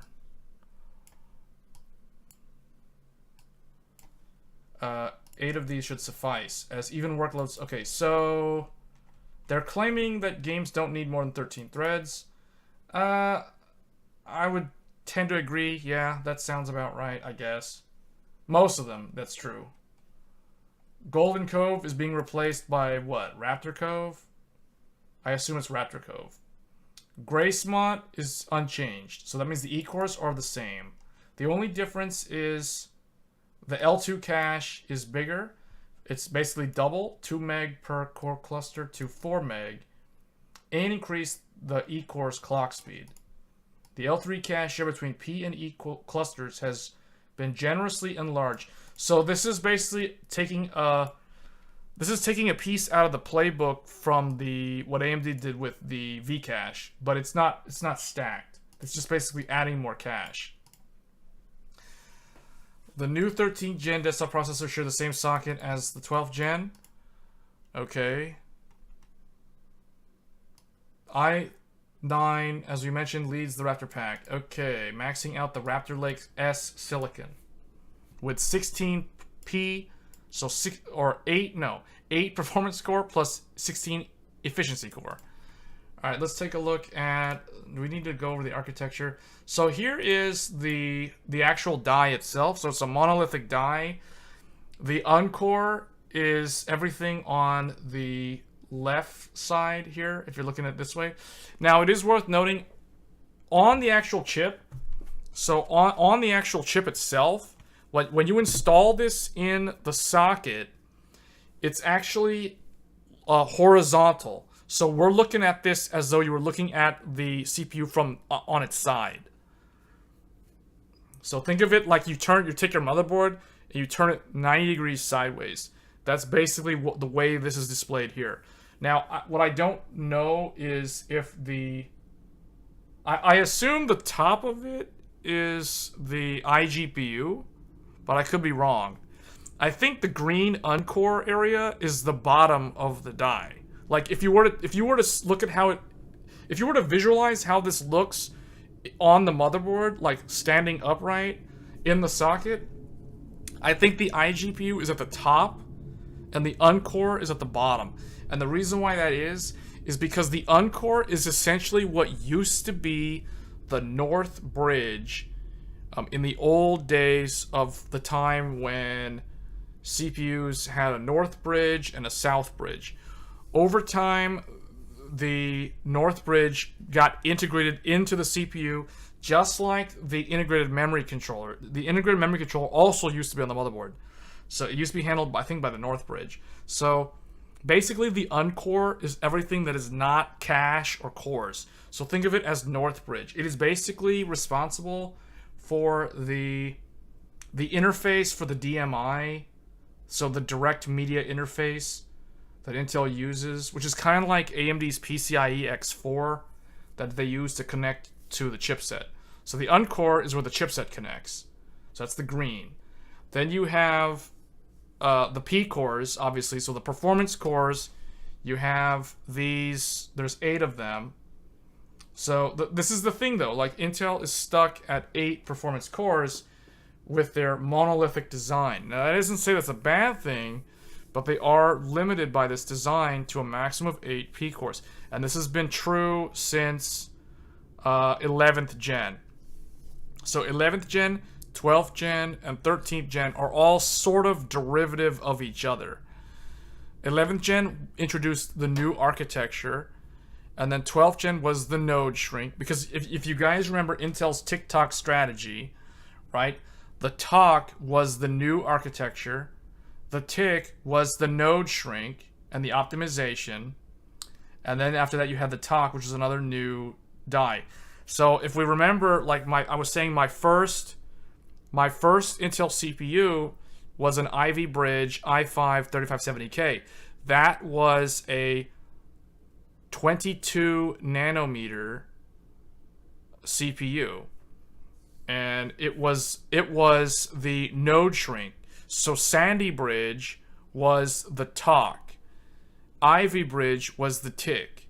So maybe I should illustrate this in Paint so it's easier for people to understand. So does this help? Let me see. Let's draw this out, I guess. So Intel used to operate on something called tick-tock strategy, tick-tock release cycle, like a clock.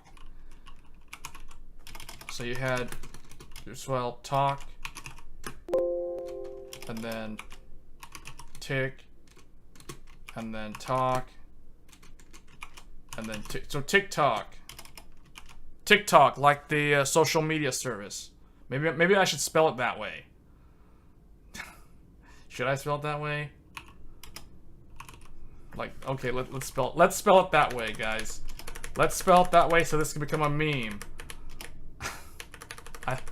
This isn't the way Intel intended for this to go, but we're gonna do it anyway. We're just gonna run with it.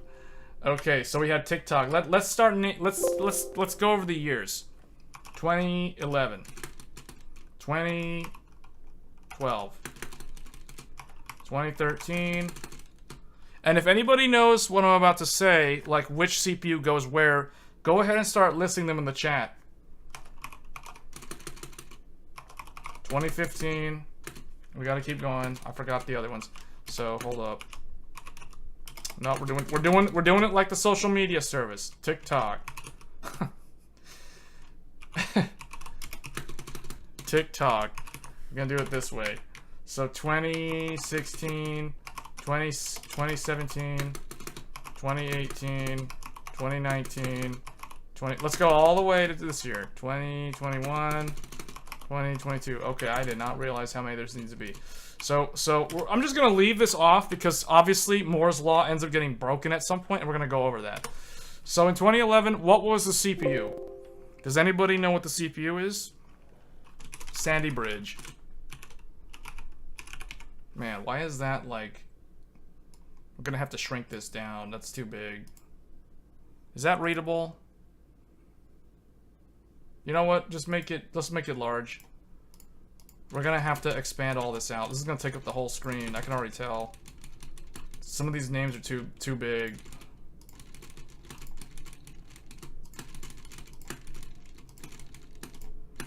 If you guys know what CPU goes where, just feel free to, like, just shout it out in the chat.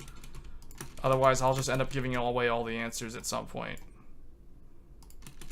Let's just run with this, I guess. Okay, so first there was Sandy Bridge. What is that CPU? i7 2600K. This CPU was PCIe Gen 2.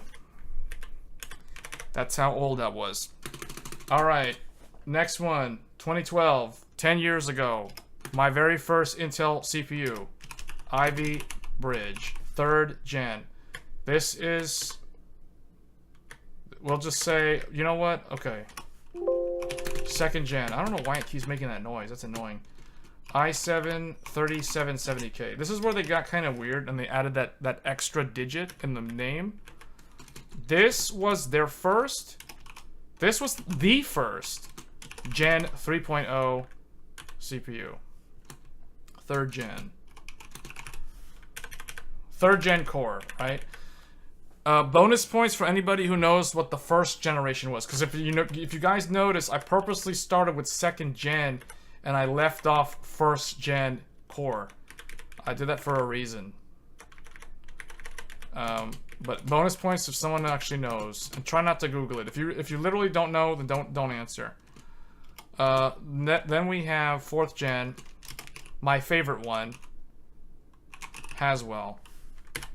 I've had this, I still have this one. It's super old, and I had it for a very, very long time, until 1st gen Ryzen. So that was my legendary i7 4770K. Again, PCIe Gen 3. Okay, this was 4th gen. Then here's where things get a little bit weird. So in this time, I guess I should say this was 32 nanometer. That's the TOC. The TOC is the new architecture.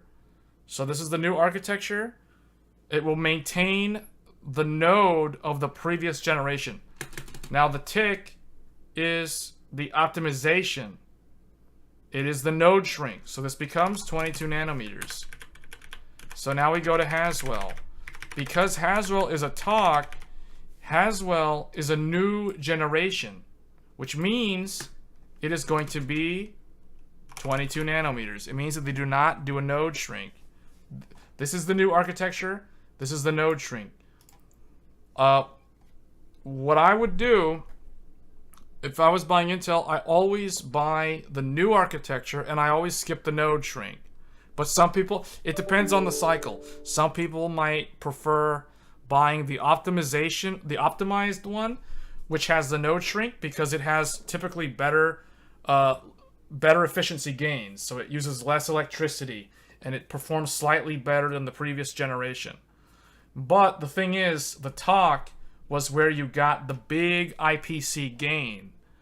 So Sandy Bridge was a massive IPC gain over Nehalem, for example.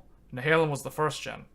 And that was also 32 nanometer. But if you go further back, there was even an older Nehalem based off of Penryn, based off of Conroe, which was 45 nanometer. So, but we're not going to go that far back because that's like way more than 10 years. So now we have the tick. This one, a lot of people probably don't remember this one because it was very, very short-lived. Broadwell. So this one was supposed to be 2014, but for some reason, this got delayed. I'm not sure. I don't remember what the reason was, but they ended up launching a Haswell refresh this year called Devil's Canyon, aka 4790K. Which was a very popular CPU. I knew a lot of people that had those. I never had that, but I did have the 4770. But this one was weird. It had like an i7 5775S or some weird number. I don't remember if this is right. I'm just going to leave it at that. They didn't have a K SKU, if I remember correctly, and it was still PCIe Gen 3. And this was 5th gen. This is the least known generation of Intel Core because it was so short-lived, and it was, believe it or not, the first 14 nanometer Intel CPU. So this is the node shrink. This is the improvement to Haswell. This is the optimization. So this was Intel's first 14 nanometer CPU. Now, I think this actually bled over into 2015, if I'm not mistaken. I think this is where Intel started having problems. So where it took them a long time to get to 14 nanometer, longer than normal. They missed by like a quarter or two. So this might not have actually been a 2014 launch. I don't actually remember, but we're just gonna roll with it because if we put this in 2015. It's going to look really weird. But that is going to start... You're going to start seeing a problem here where multiple CPU generations launch within the same window or in the same year because... And it's because Intel started running into process node issues. So 2015, everybody who is an Intel fanboy should know what generation launched in 2015. It is a very historic one because it's a very famous one. It is also the architecture that the E-cores are based off of. That architecture is known as Skylake. That is 2015. That was August 2015. That was the i7 6700K. I'm just doing the i7 SKUs. Obviously, there's i5 SKUs and i3, but we're not going to cover those. And it was PCIe Gen 3. This is 6th generation. Then we have, this was 14 nanometer, obviously, because remember what I told you guys, the pattern is always 2 of the same, followed by the node shrink.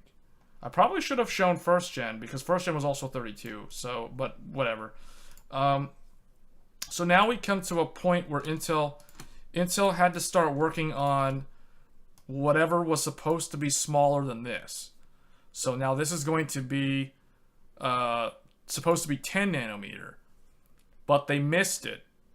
So they figured, you know, well, we're really only competing with ourselves, so we don't have to do anything, right?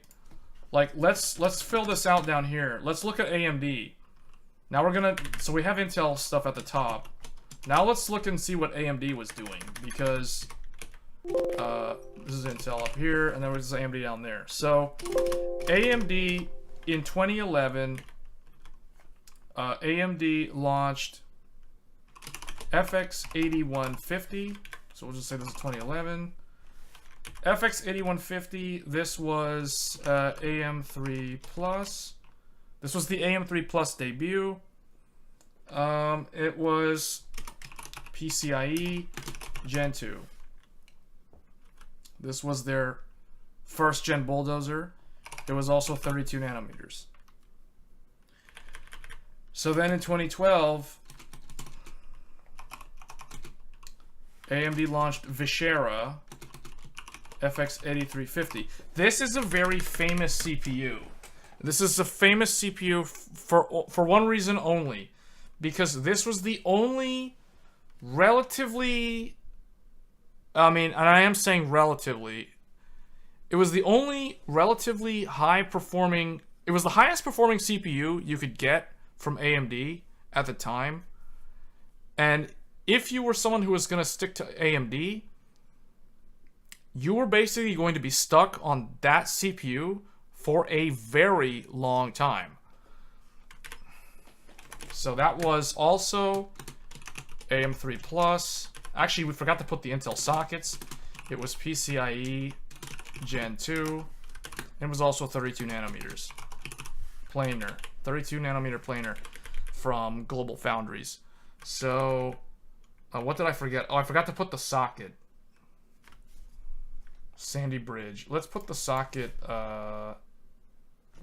underneath the name. So this one is LGA 1155. LGA 1155. So these are drop-in socket upgrades. Oh, I guess we should put the platform as well. So we'll put that in as well. This was Z67. I think, no, Z68. It was weird. It was a weird number. Then Z77. Then you had the very famous LGA 1150. They actually went lower on the pin count. This was Z87. I still have my Z87 motherboard. And then you had LGA. This was also 1150, I believe. I'm not 100% sure. But, okay, this is a little bit inconsistent information I'm telling you guys, because technically Z97 was for Devil's Canyon Haswell. This was for Haswell Refresh, but I don't know what Broadwell's actual chipset was. I don't know it offhand, so I'm just gonna leave this like this. This is technically wrong as far as I know. This might have even been a different socket. I don't remember. But then you had... okay, here's where my memory starts getting a little bit hazy, because I never had Skylake CPU. But I think it is 1153. Someone can double check me on that. It's either 11... Actually, hold on. This was 1156. LG 1156? I don't know. I might be confusing myself. This might be 55. Someone might need to Google this and let me know if I'm wrong, because I don't want to be wrong and give you guys the wrong info. I know this is right. I don't know if this and this is right. I kind of think this is 55. But I can't remember. Maybe this is 55 and that's 56. I can't, I don't know. I gotta look it up. Sorry, I don't know. LGA 1150. Let's just look at the predecessor. Predecessor was 55, so I was right. Successor was 51, so I was off by a little bit. It was 51. Okay. And wow, the chat is being really, really quiet. So What was the LG, or what was the chipset that accompanied this? Socket H4. Oh, yeah. What am I talking about? I know this. This is Z170. Z170. So you had Z170 PCI Gen 3. Then you had the Tick. You had literally nothing that year. Then you had Kaby Lake. I think it's spelled like this. I think it's spelled like that. Kaby Lake in 2017, early 2017, and we all know what happened in that year. That was a big year for you-know-who. So, let's make some space here. Kaby Lake. So notice now Intel is starting to miss their schedule by more than a quarter. So you had i7 7700K. It's so weird because now there's an AMD 7700X. This was also LG. This was LGA. Was this a different socket?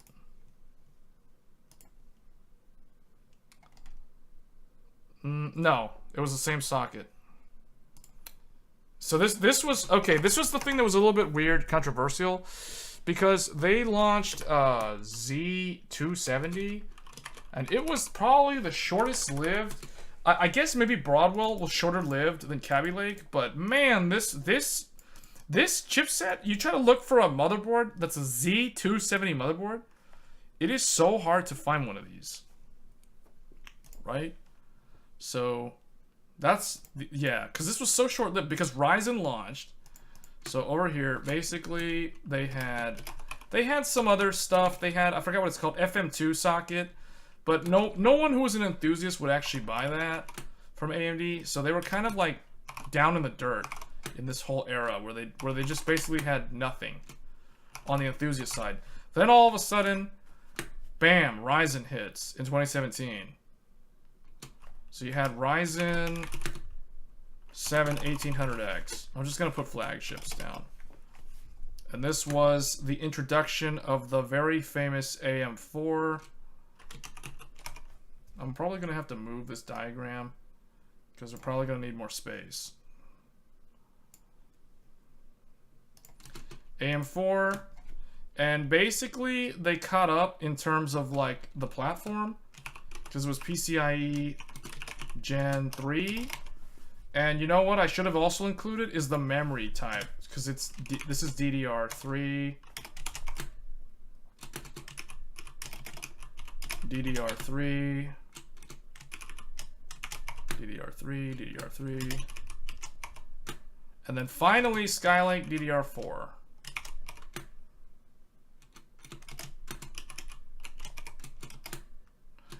Okay, and then again, Intel PCI Gen 3. So hopefully this will illustrate, like, it's almost like we're doing a history lesson here, but this is to show everybody in the chat, or anyone watching the stream in the future, or even live, like, when the big changes happened. When did PCIe generations change? When did memory types change? Right, like when did it actually happen? So this was 14 nanometer plus, because we already have two. Now we have a third one that's still 14 nanometers, so you got to call that plus or something, right? Because they missed their target. So then you had Coffee Lake. Coffee Lake. I don't know. Is that like two words? i7 8700K. Now this is actually 2017, so you had a lot of weird stuff from Intel here, and what's interesting is you're gonna see a lot of CPUs launch all in like 1 or 2 years, and this is because Intel was trying to figure out how to compete with Ryzen. They were trying to react to Ryzen and figure out what they needed to do, what was the right move. So basically we had LGA 1151. It was some kind of weird LGA 1151, some other spec that could do that allowed Coffee Lake, but it didn't actually work with Kaby Lake and Skylake, so it wasn't backwards compatible. In fact, Coffee Lake was technically 2017. Yeah. So now this graph is gonna start looking really, really ugly because now we got like 2 CPUs in 1 year from Intel, and they're on different. They're both the same LGA, but they weren't backwards compatible. Intel forced you, like, basically anybody who, what was it this? Or was it, no, I don't remember. No, I think it was this. Anybody who bought this, the 7700K, basically got screwed over within the course of less than 1 year, because this was January of 2017. This was October of 2017. And this was a 6-core, and this was a quad-core. So this was basically Intel's reaction to Ryzen, like their initial reaction to Ryzen. And it only gets a little bit more strange from here. So, but that was obviously a very, very strange year for Intel. Okay, this was like 8th gen, they called it. And it was like 14 nanometer plus, right? So then in 2018 we had the 9900K, but that was also considered a Coffee Lake derivative. I don't remember exactly what was it was called Coffee Lake Refresh. It was Coffee Lake Refresh. Just like the Devil's Canyon back in 2014, you had Coffee Lake Refresh, Coffee Lake, Coffee Refresh. We'll just call it Refresh. And then we all know what that is because that's a pretty popular CPU from Intel. This was the first i9 9900K LGA. It was still 1151. So here's the thing. It's not like Intel can't do the same socket. The problem is they force you to buy a motherboard. Like, they literally don't allow the BIOS on the older motherboards to detect and enumerate a newer CPU. So this looked very anti-consumer, to me at least. But that was Z390, and guess what, guys? That is still PCI Gen 3. That's still PCI Gen 3. You know, like, look at how long PCI Gen 3 reigned supreme on Intel platforms. DDR4, 9th gen, and this was 14 nanometer plus, I guess, something like that. Okay, so that's plus. Oh yeah, that's right. This is the 3 pluses. Okay, so meanwhile, AMD, what do we got? 2018. What should I call this? The since I am I'm declaring the name of the architecture on Intel, I might as well just declare it also on AMD. Right, so if we go here, we have, I said AM4. The architecture was, what was it, Pinnacle? No, I'll just say Zen 1. Then we had Zen Plus. This was 2700X. Right? We'll just not use the Ryzen. It's too many words. AM4, PCIe Gen 3. We'll just say PCIe 3. Okay? Everybody knows what that means. So that's PCIe 3. Okay, 2019. What did you get from Intel? Nothing. Nada. And then what do you get? So, okay, by the time you're over here, like, this doesn't even matter anymore because this isn't even a thing anymore, right? Like, this became broken. Like,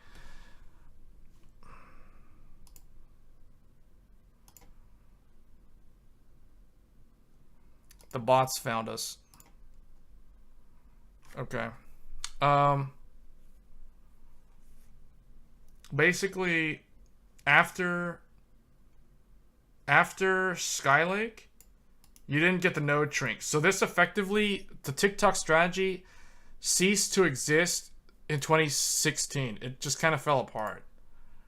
Right? So meanwhile, on AMD, 2019, Zen 2 came out, and that was a big deal because that was the first time they did the Ryzen 9 3950X. So that was when they got a new level of flagship processor.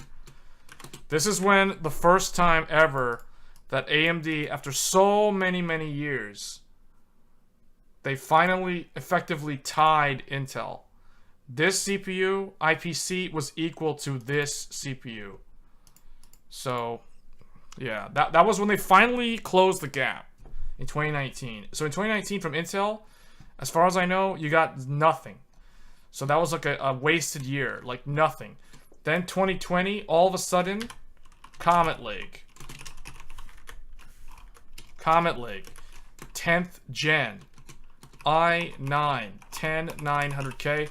That is a notable CPU because that is a 10-core CPU.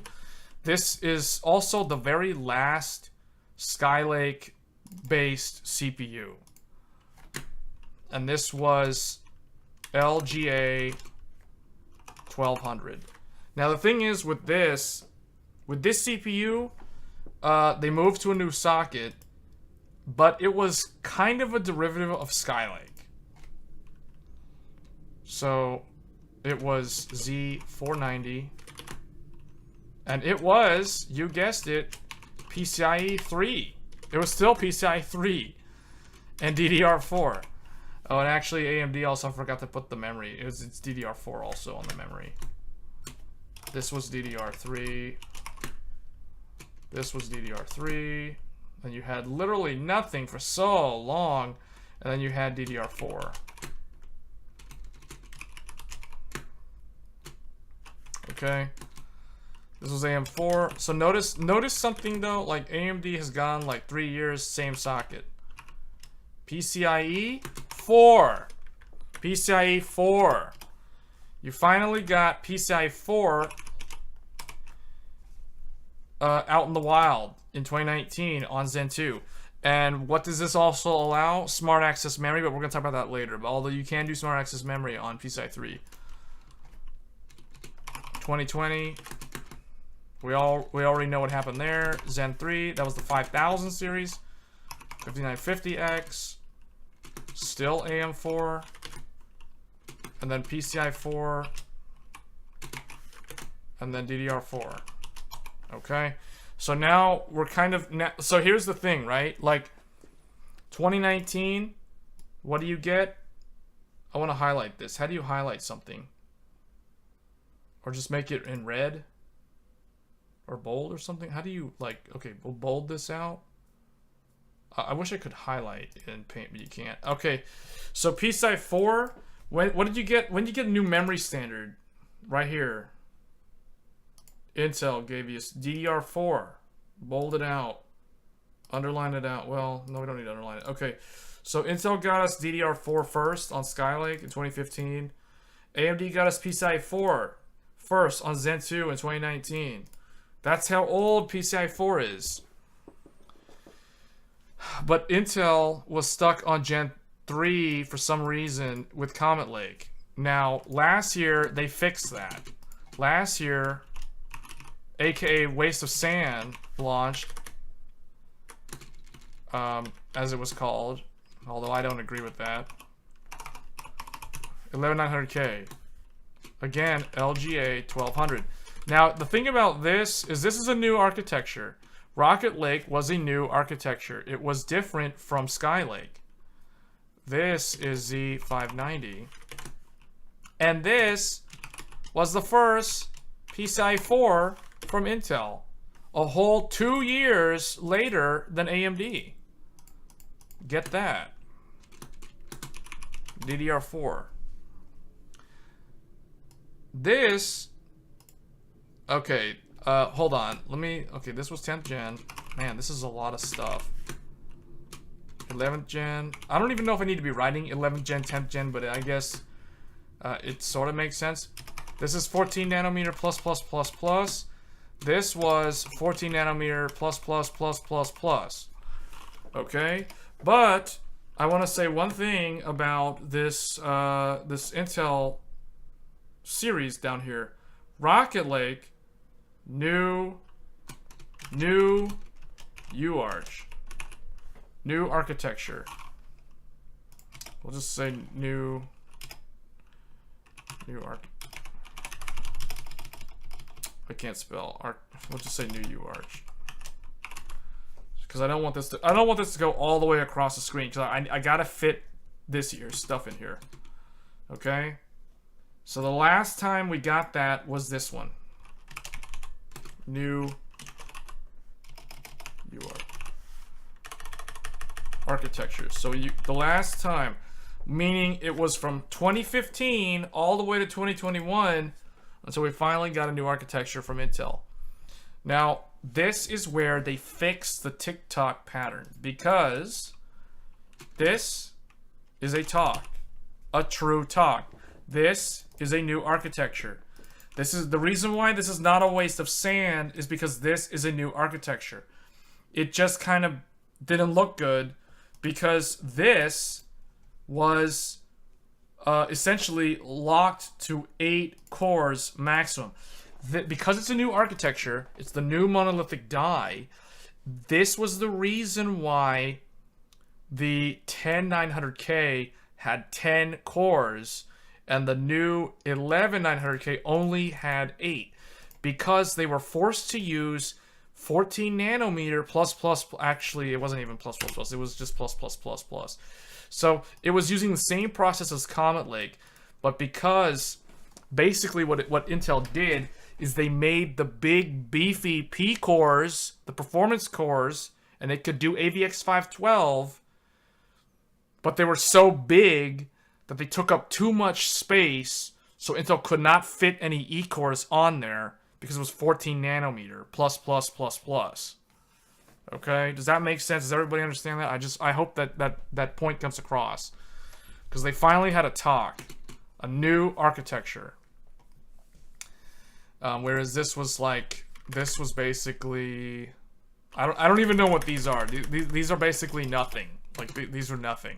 They don't even follow the format, because these weren't even like anything, right? And same deal with this. So you guys get the picture. So it got really messy. So if you what does this look like? What does this show though? Like, it illustrates that up until 2017, Intel became well, no, I don't want to say complacent. Some people say they became complacent because they're competing against nobody but themselves. That's partially true. AMD, obviously, there's nothing here. But what it shows is that they ran into a problem. They were good in the early parts of the decade, of that last decade. They like Nehalem 32, Sandy Bridge, new architecture, Ivy Bridge, node shrink, Haswell, new architecture, Broadwell, node shrink, Skylake, new architecture. Then bam, they can't go to 10 nanometer for whatever reason.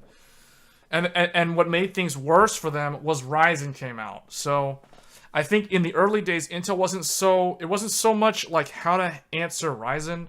It's the fact that they were struggling to get 10 nanometer out the gate, and then all of a sudden AMD shows up with Ryzen, and it's like, oh no, we're not ready for this. So what do? They start bolting on more cores, and that's how you get the 6-core i7, and then you got the first i9 8-core. And then you had a 10-core, that they finally did a new architecture, but it was too big to put E-cores on there. So then what happened in 2022? Or actually, no, what happened here? I visited the service center and they updated my BIOS for 14. Okay, that's cool. Hey man, what's going on? So, but anyway, what I'm going to say here is you got Alder Lake.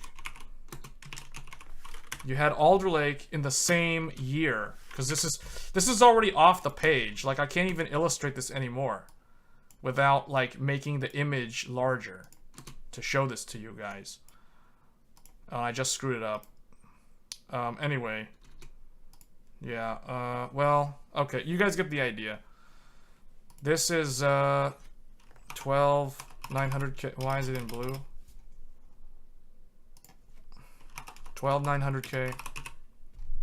A new socket, new everything. LGA 1700, Z690, and guess what? PCIe 5. PCIe 5.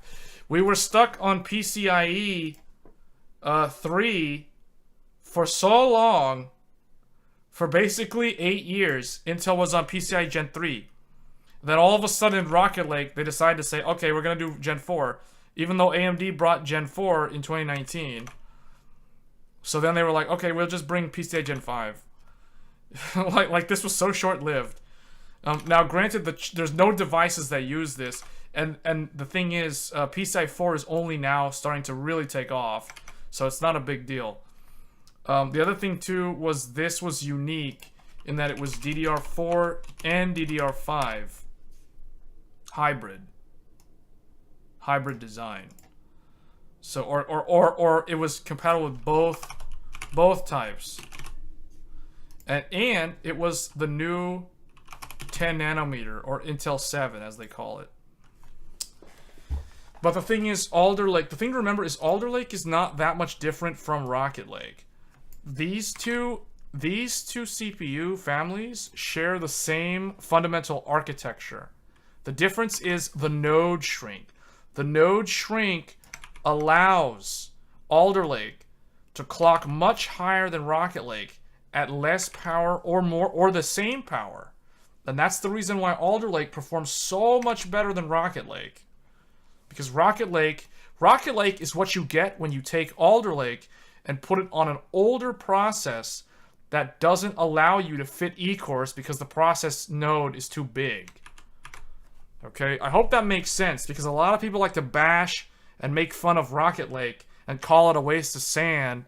I mean, all this other stuff, but this is the architecture that Alder Lake is using.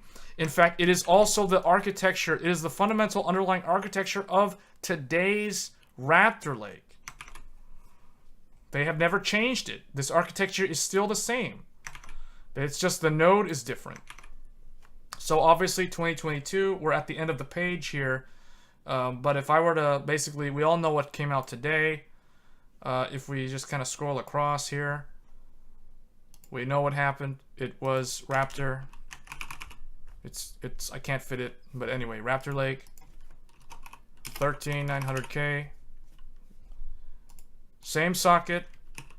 LGA 1700. But you guys get the picture, right? Z790. Same PCI 5. So very, very similar to Alder Lake. Still supports DDR4. It is the last one to support DDR4, by the way. Next time, Meteor Lake will be DDR5 exclusive. And this is also 10 nanometer. So that's basically Intel. AMD, meanwhile, we got a lot of new stuff very quickly. 2021, last year, you got nothing. And then, well, the thing is Zen 3 came out at the end of the year. Kind of like how Alder Lake came out at the end of 2022. So it's kind of not that big of a deal that it was that long to wait. And then here, you know, you have nothing in 2021. You had this year Zen 4. You also have the 3D. That's true. That was earlier this year. But 7950X. New socket. AM5. New PCIe 5. And DDR5 exclusive. Okay? So that's basically where we're at with all the history of all these things. So the main thing to point out is DDR4 was brought first in 2015 with Skylake, and then DDR5, I don't know why it is not like this, but we'll just... DDR5 was brought first with Alder Lake. But PCI 4 was brought first from AMD. But PCI 5 was brought first from Alder Lake. So, what's the advantage of Z790 over Z690 DDR5? There is actually no advantage. there's no, the only, I guess if I had to tell you the advantage, you get more PCI 4.0 lanes. But honestly, it doesn't really matter. So, like Z690 is just as good. My problem was today when I went to the store, they did not have... I was looking for a Z690 motherboard that had the post code, the debug code, and they didn't have any of them in stock. So I was forced to buy Z790. I ended up spending $200 more than I should have spent. It was very kind of annoying, but I need to make the content for YouTube, so I couldn't afford to just not buy the motherboard, right? So, but anyway, the unboxing video and the build video is on the channel for the 13900K. For those curious, it premiered earlier today. I don't know if everyone here has watched it yet. But if you want to check it out my initial thoughts on 13th gen, how it compares with Ryzen. We will be doing a lot of video comparing these two processors, the Ryzen 9 and the i9 from Intel. So we're going to do a lot of stuff on rendering. So DaVinci Resolve, X264 rendering, you know, that sort of thing. We're going to be covering that on the channel. CPU rendering, CPU benchmarks, those sort of things. And I'm going to be testing it in equal configuration because I honestly, today, when I saw the reviews, I don't agree with the way a lot of the reviewers were testing these products. So let's actually make this larger. So when I test the platform, this is how I'm going to test these systems. So if you like equal comparison, you're going to want to see my video review on these platforms, because I actually have not even done an AMD review yet. I have shown AMD, but I have not actually done a review. One thing I regret not doing the unboxing video on camera and then also showing the motherboard.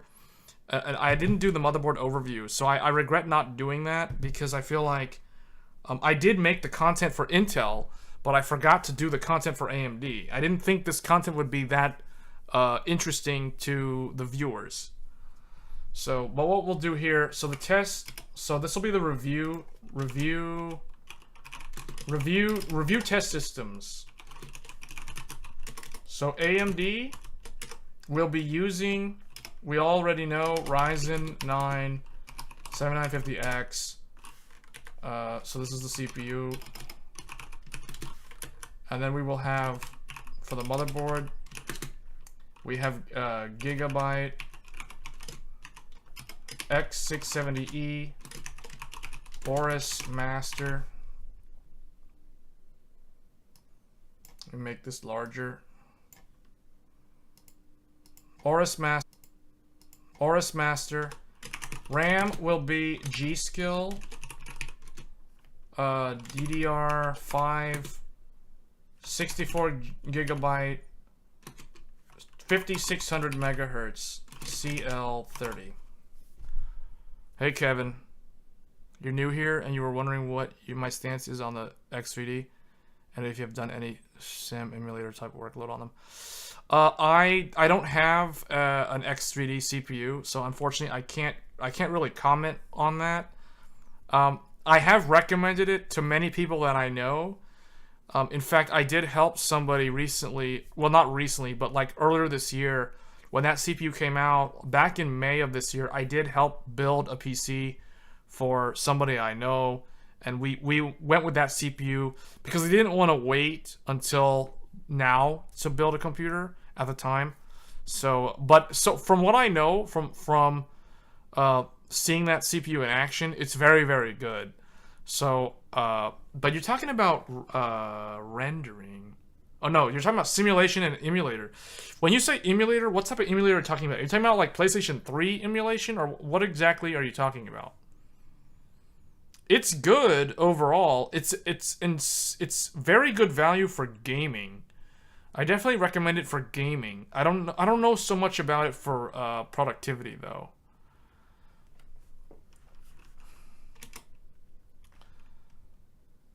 Okay, so this is the platform. AMD. So this will be the AMD one. And then for the Intel system, CPU plus Z790, or no, not Z790. What is the socket? LGA 1700. This is LGA 1718. The cache makes a huge difference in those kinds of workloads, even beating Ryzen 7950X. Yeah, in not all cases though.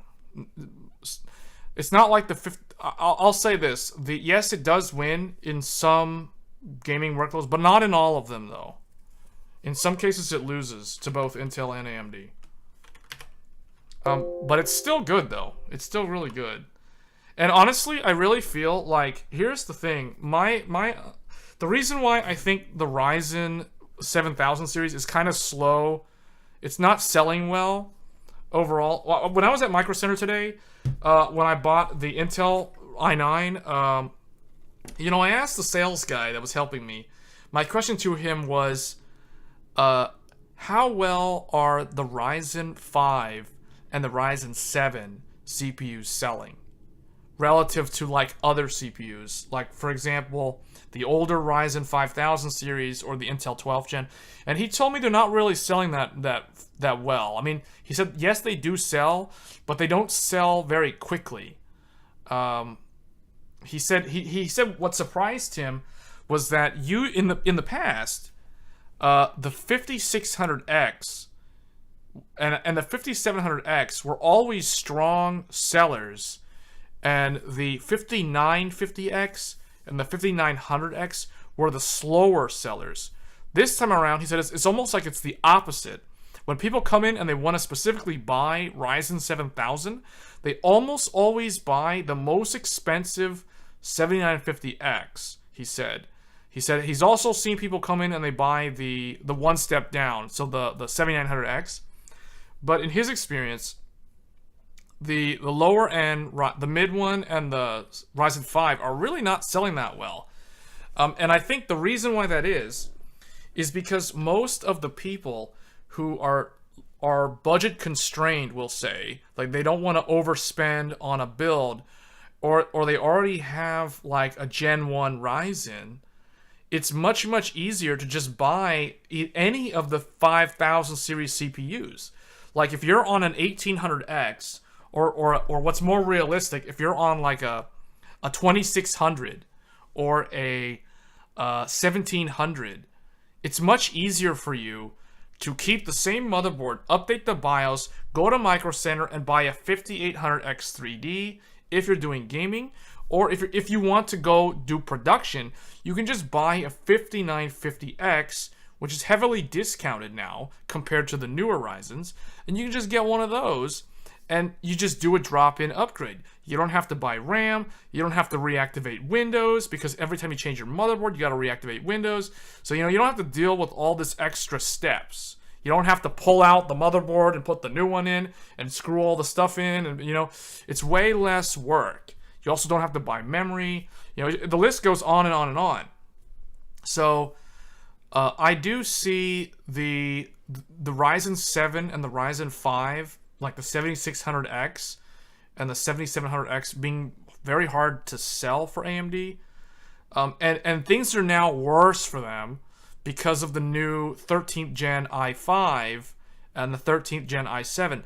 I personally think the i5 in particular is going to be a real thorn in AMD's side for the foreseeable future, because that CPU seems like it's very good value. More so than the Alder Lake that it's replacing, which is really, really weird, because last year, when I evaluated Alder Lake, aka 12th gen Intel, I personally felt that the 12700K was the best value for the money out of all three of those. I did not think the i9 was worth it, and also the i5, in my mind, like, why buy an i5 when you can step up to the i7, which wasn't really that much more money? And on top of that, if you're also looking at the i5, you could also buy a 5800X, which was heavily discounted, and that was arguably a more consistent performance because you didn't have to deal with the whole E-core issue. So at launch, so you know, like remember when Alder Lake first came out, there were a list of games that didn't actually work because the DRM client thought that the PC was like 2 CPUs, so it would fail to start the game or it would just hard crash because it thought that the person playing the game was hacking or something like that. So that whole controversy kind of steered people back to Ryzen initially. So yeah, you agree? Recommended for lots of that. Yeah, the i7 was the best 12th gen CPU out of like the i5, the i7, the i9. But this time around, things are different. With 13th gen, things are definitely different because now the i5 has the same 8 E-cores that the i9 12900K used to have. The only difference is it's 6 performance cores plus 8 E-cores. And the thing is, the price differential, it's low enough in price to the point where, you know, 8 plus 6, 14 core. Now, granted, 8 of them are E-cores. You know, it doesn't matter. It's still being advertised as a 14-core CPU at that price point. That, to me, looks more attractive than having to, like, be upsold on the i7. So, you know, and the thing with 13th gen is 13th gen has a lot of power consumption problems that Alder Lake sort of had, but at the lower end, it didn't really have that big of a problem. Now, because you've got all these E-cores, it's kind of ironic. You know, you have 8 E-cores, and now your power consumption is all, like, through the roof. So, yeah. So that's why I think the i5 is probably the best one for 13th gen this time around. Like, that would be the one that I would recommend for a typical build that they don't want to have to buy a liquid cooler. They don't want to have to jump through all these hoops. They want to buy a DDR4 motherboard, you know, and save on a lot of money. They don't have to buy RAM, that sort of thing. So that's the reason. That's where I think AMD is going to struggle. So I think that's because AM5 is all in on DDR5. It's going to be hard to compete with 13th gen because 13th gen still supports DDR4.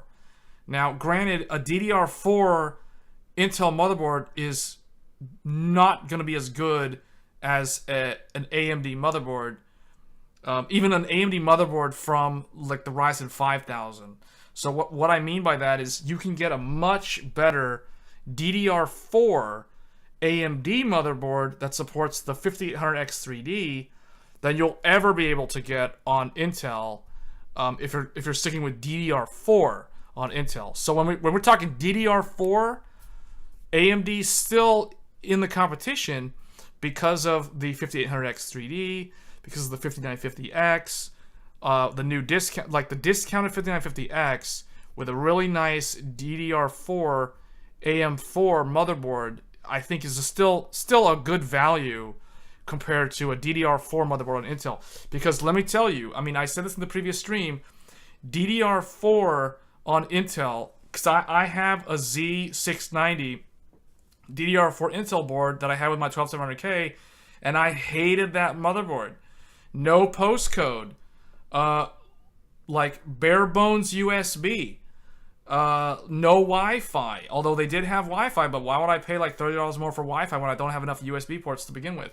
You know what I'm saying? So it's like, I felt like if you're buying a DDR4 motherboard for either 12 or 13th gen Intel, you will be treated like a second-class citizen if you go that route, compared to if you were to buy a nice AM4 motherboard, pair that up with either a Ryzen 9 5950X 16-core 32-thread for productivity, or if you're going gaming, get a 5800X3D and a really nice motherboard for under $300 that has all these basic things like a postcode debug LED output, you know, like proper PCIe expansion slots. You know, these are the sort of things that the Intel DDR4 boards don't have. So, I mean, it's like, okay, I can argue in favor of Intel or I can argue in favor of AMD, but both of them have their pros and cons. It's not like AM4 is completely irrelevant. If anything, I think that the reason why AMD stated that they're going to continue to support AM4 for the foreseeable future is because they don't have an answer to Intel's DDR4. Basically, AMD's answer to DDR4 on Intel is you can get a better platform experience if you go with AM4 as opposed to going DDR4 on Intel. And I think that's a valid argument. So that's my take. And I've done deep dive analysis on these different chipsets and platforms. So, you know, take it from me. It's like I have both systems. It's not like I'm swayed one way or the other. I bought Intel on launch day today. I have the Z790 motherboard. I have the Ryzen. We're streaming off of the Ryzen right now. So it's like, it's not like I'm in favor of one or the other.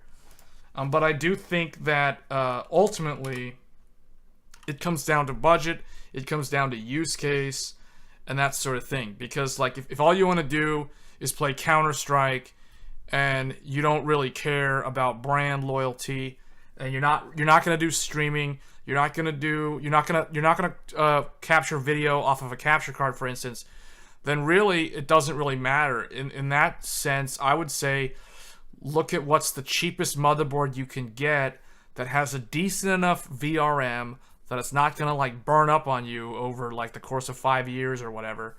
And what's a good i5 or what's a good Ryzen 5 or even a Ryzen 7? Because, you know, if you're going and do you already have DDR4, right? Like that's the thing.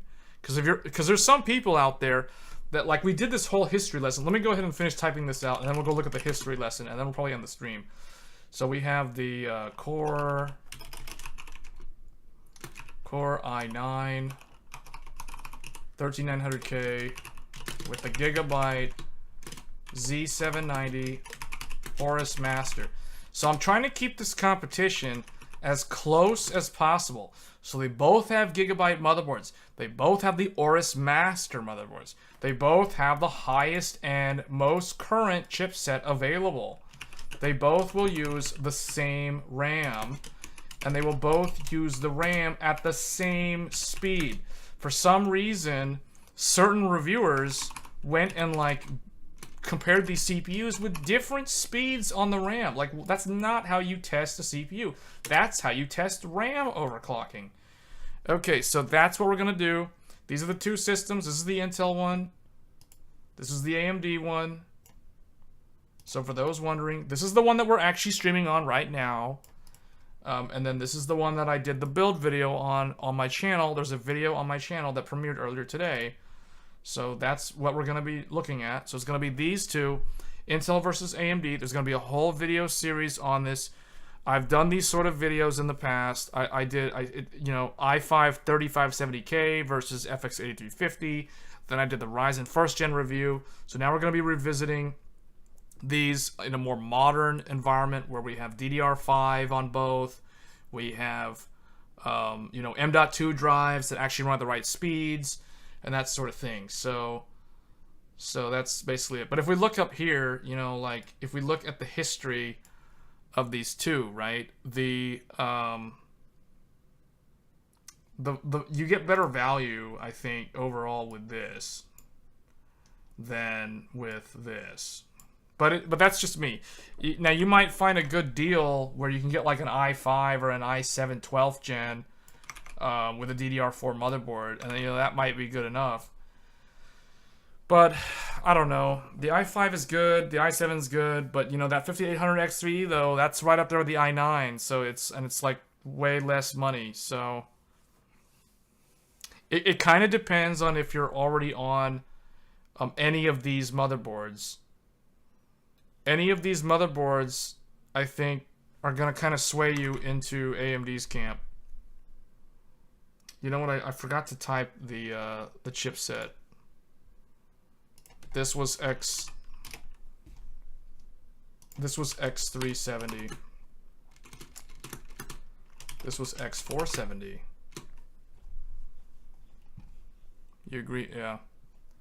All right. No one's really said anything. We're getting close to ending the stream. Unless there's any more questions, but let me just fill this out.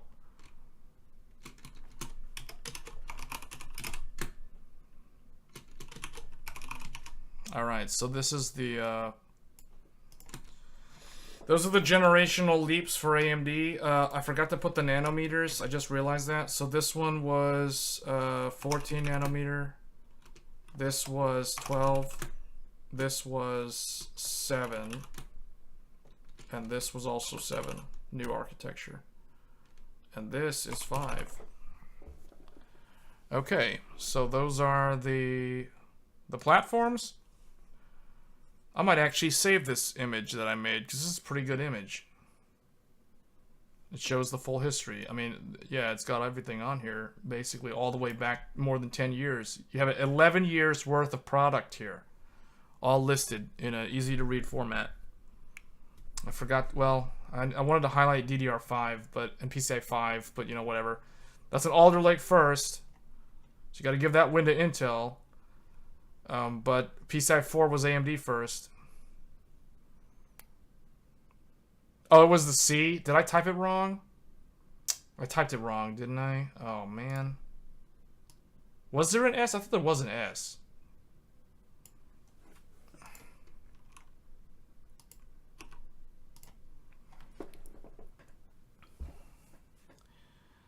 Yeah. Yeah, but you can kind of see, like, what's interesting about this history table is notice that when Ryzen first came out, all of a sudden you have like 2 CPUs from Intel in the same year. That's weird. That's what I call reactionary. Like, how do we react to this? Plus, they had all these issues with 14 nanometer, 14 nanometer, 14 nanometer, 14 nanometer, 14 nanometer, all the way back from Broadwell. So that was a problem.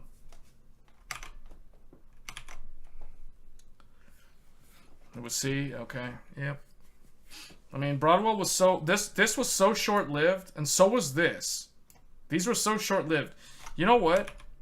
This chipset, this is so hard to find. Z270 is like the rare unicorn motherboard from Intel.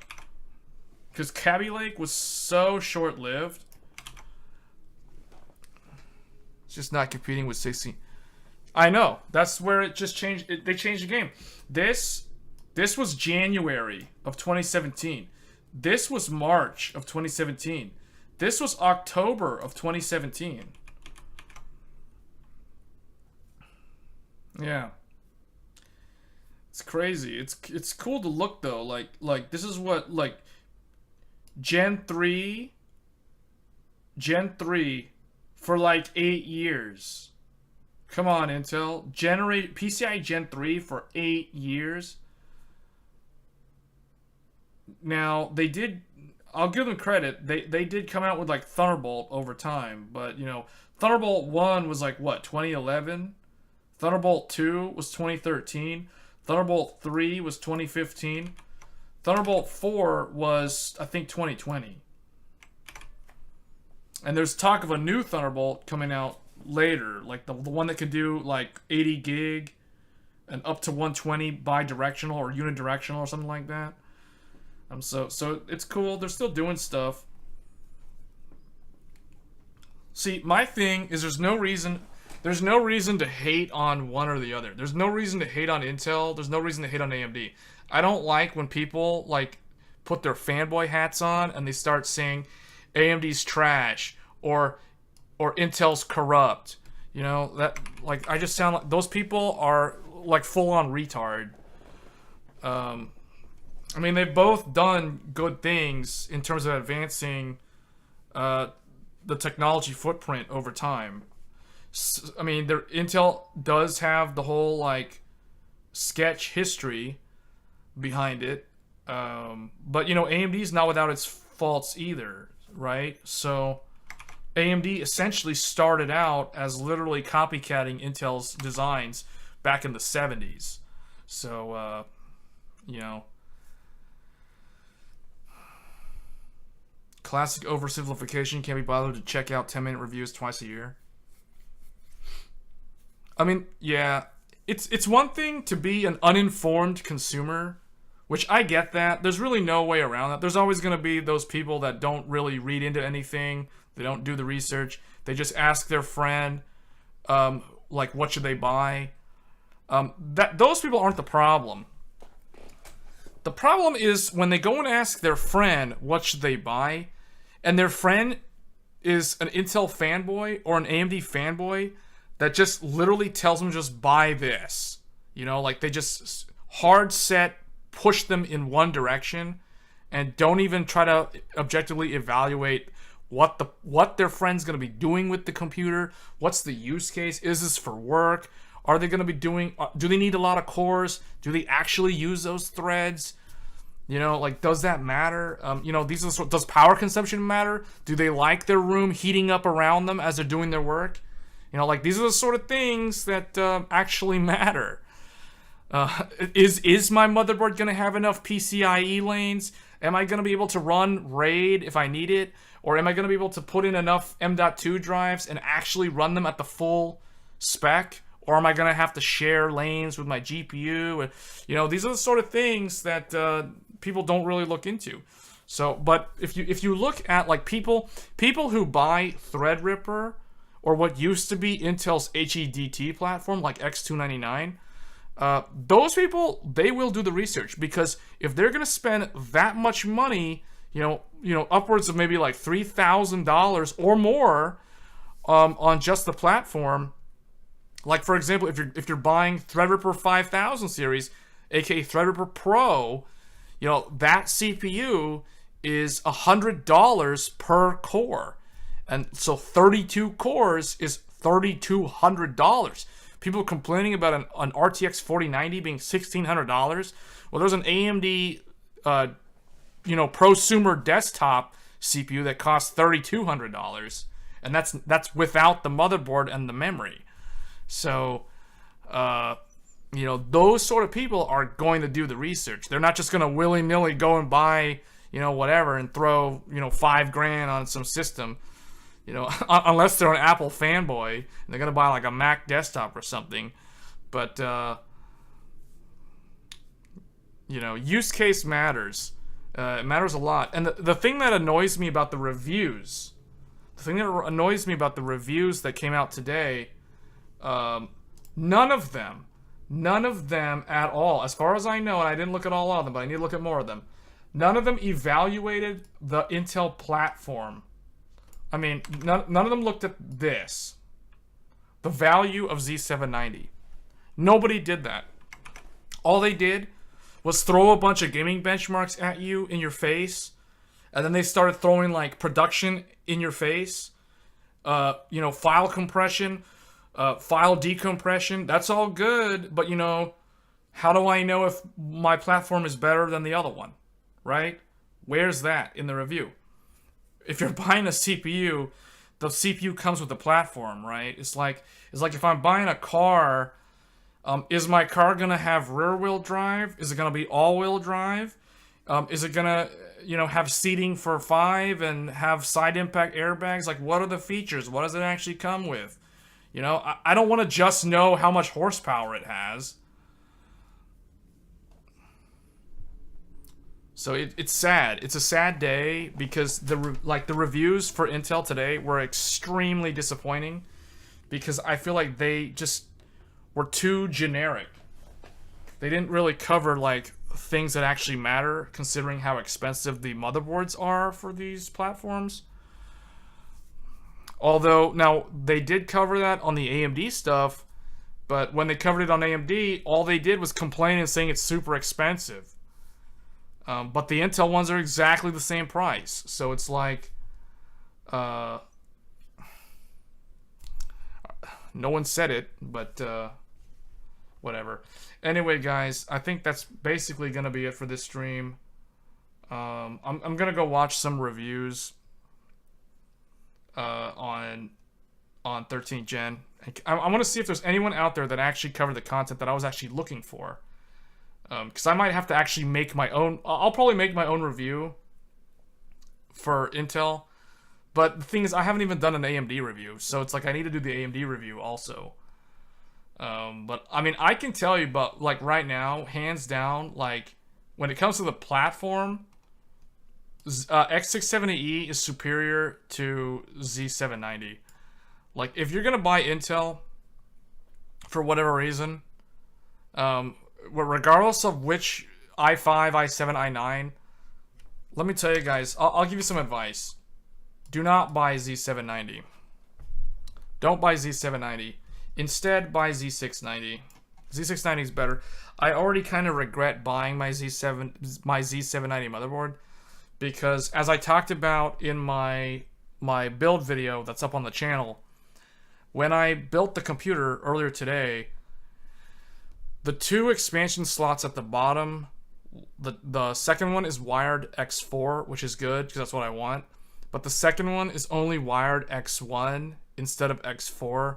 Ideally, I would have liked both of them to be X4 because my Z690 board was X4 and X4.